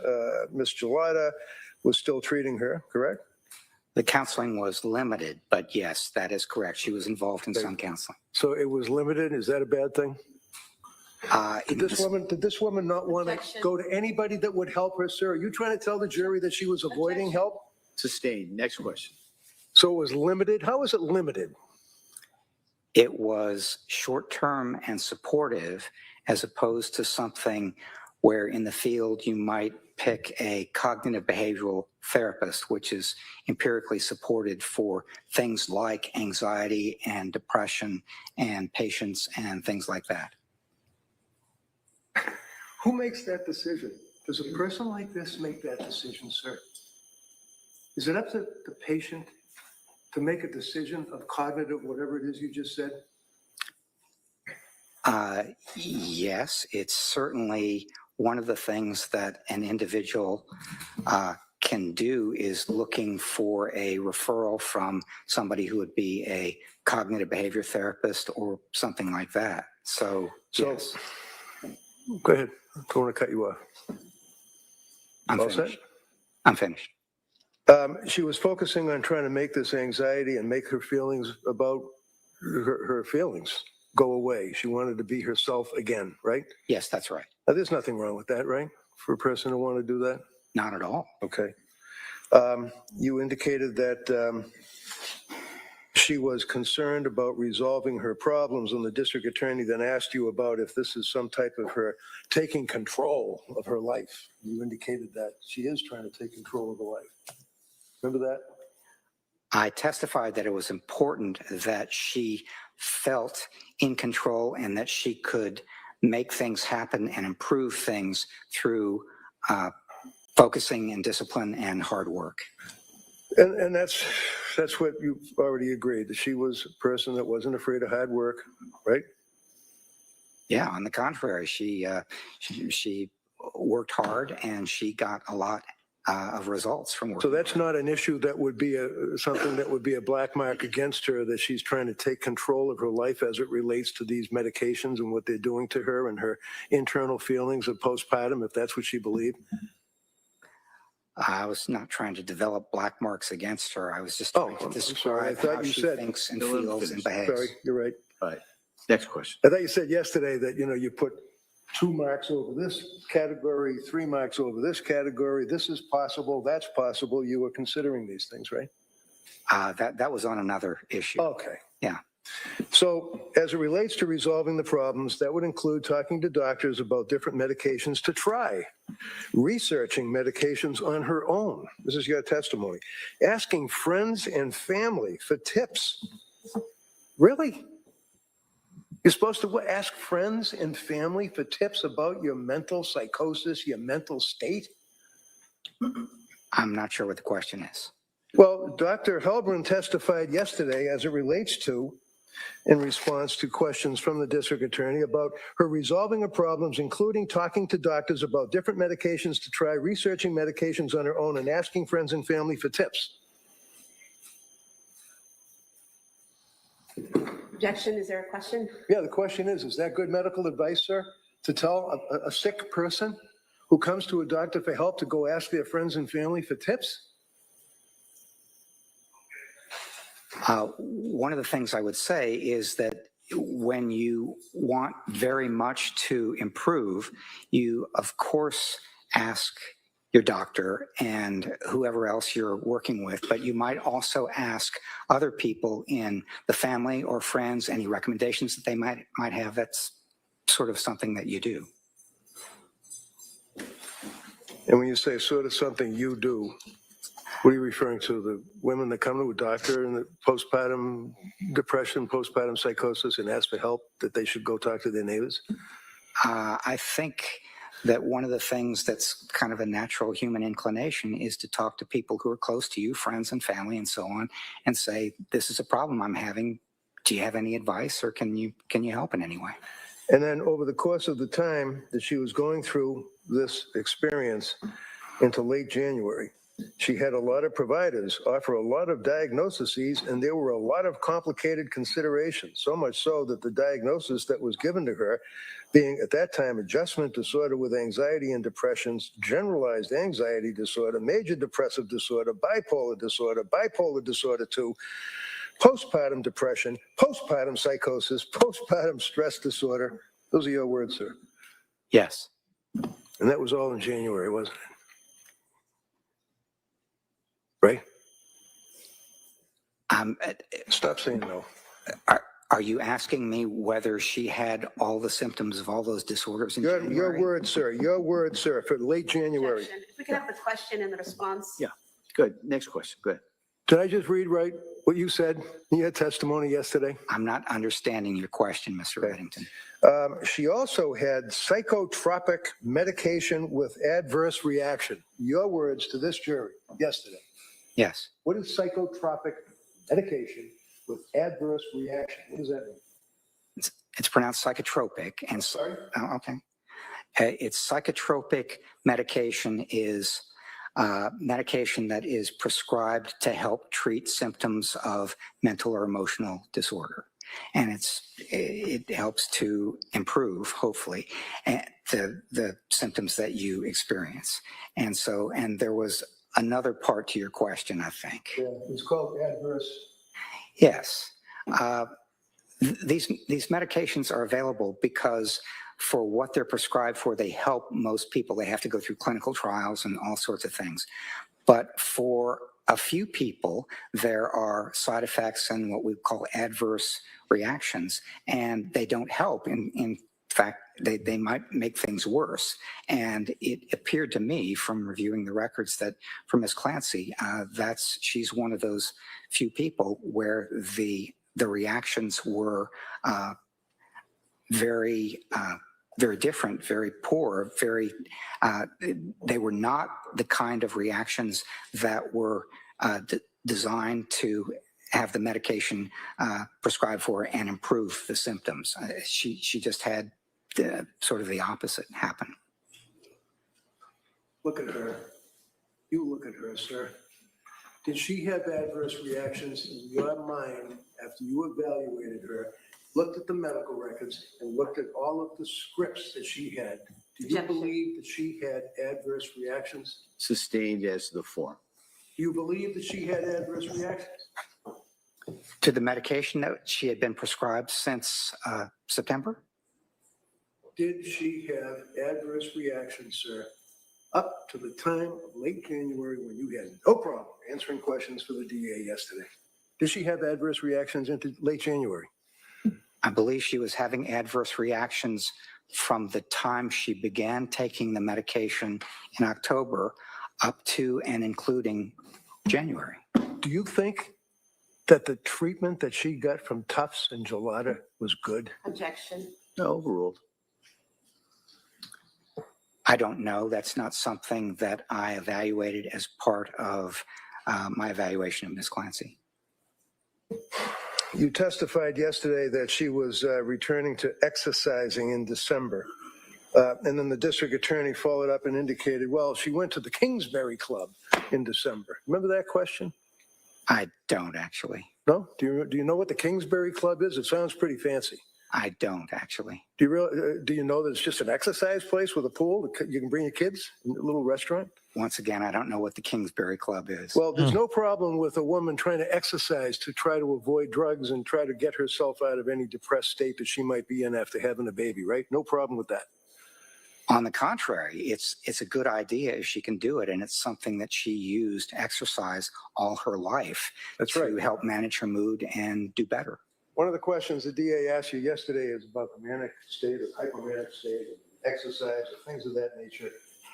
And you answered that she did some exercise. Well, she did more than some exercise right after having Callie, didn't she? She did. What was she doing? She got up at 4 a.m. She ran 3 miles. She did half an hour on the Peloton, did an exercise class. So she was doing a fair amount of exercise. How about a road race shortly after she had the baby?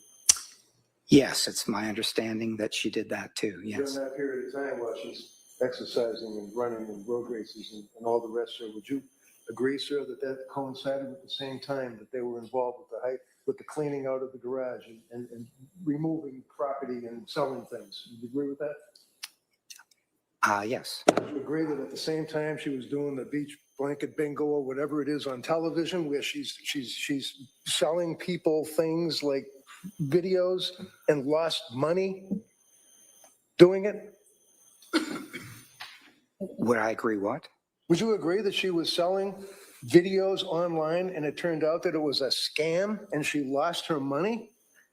I would agree that she was involved in something like that. I didn't know that she lost her money. We have the exercise, we have the scam, we have the hypo cleaning, all of that. Would you agree that that is just a little bit indicative of what you said to this jury, that you were struggling over, trying to find manic, hypomania? Agree with that?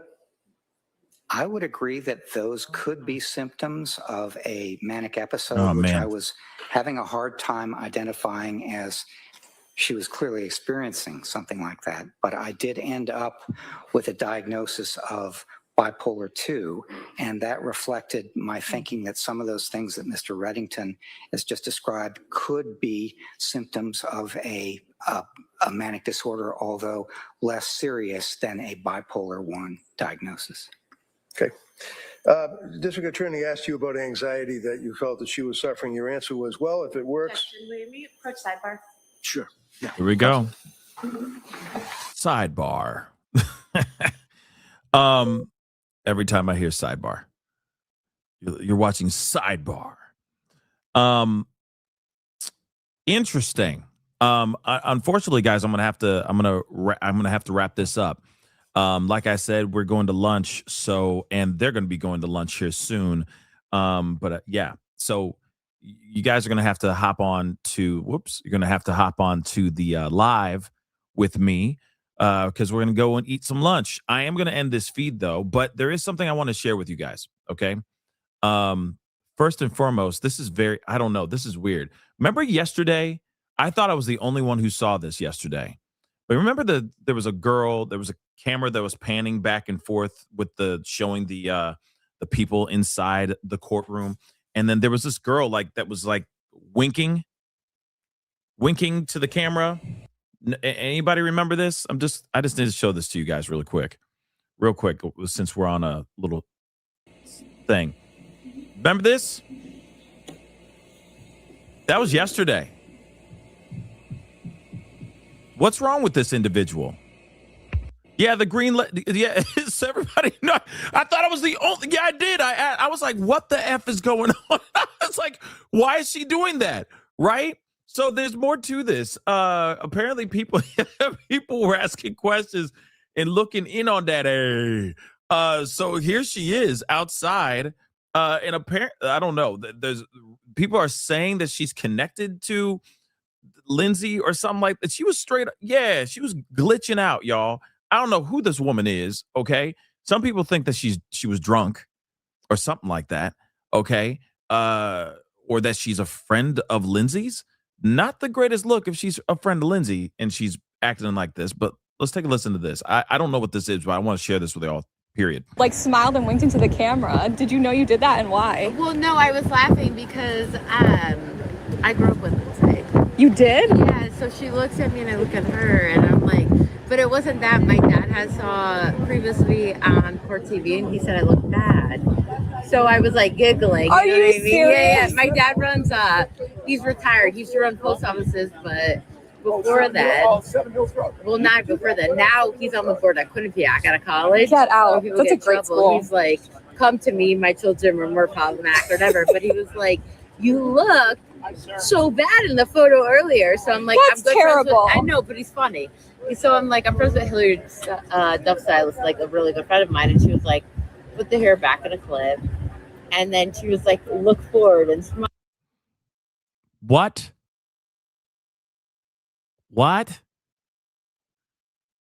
So this whole thing was just her. What? This is definitely not the time, nor is it the place to be doing a little winkety do. This. I mean, just look at this, y'all. I mean, this is a freeze frame. All right.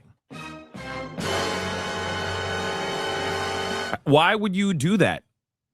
Oh, okay, don't look great on camera. Okay, fine. Thanks, Dad. You know what I mean? And just be done with it. You see what I'm saying? But she was doing, I was like, who the hell is this person and why is she doing that, right? So people have been asking that question quite a bit. I guess there's more. Apparently she posted something on Instagram too. Take a look at this. Everybody's wondering who this green dress lady is. Hello, my name's Brittany Romano, and everyone really seems to have an issue with me. And here's the thing that we need to all straighten out.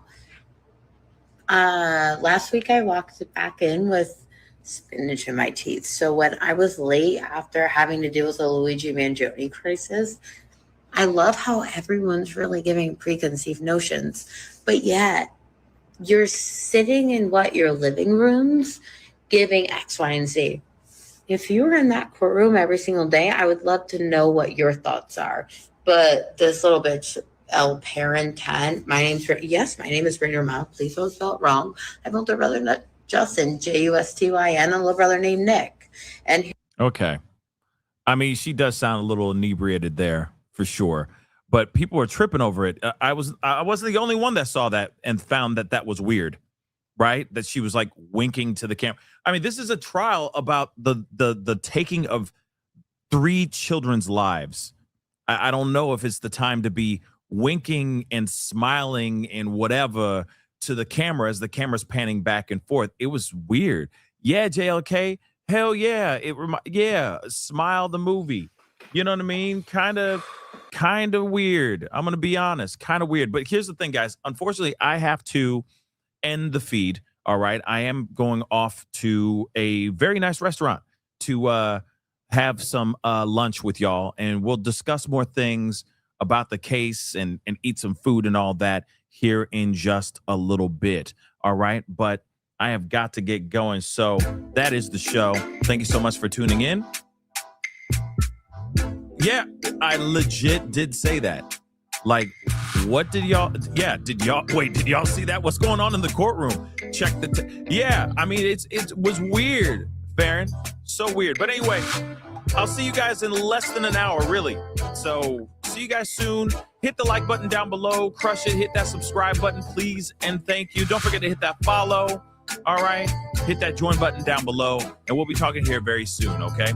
I got to get going, guys. Yeah, another IRL in just a little bit. So stay tuned. Thank you so much for the super chats and all that. And I will see you guys in a little bit. Yeah, I'll be soon. It's already set up and everything. So see you guys in a minute. Be good to yourselves. Be good to one another. This is The Pascal Show.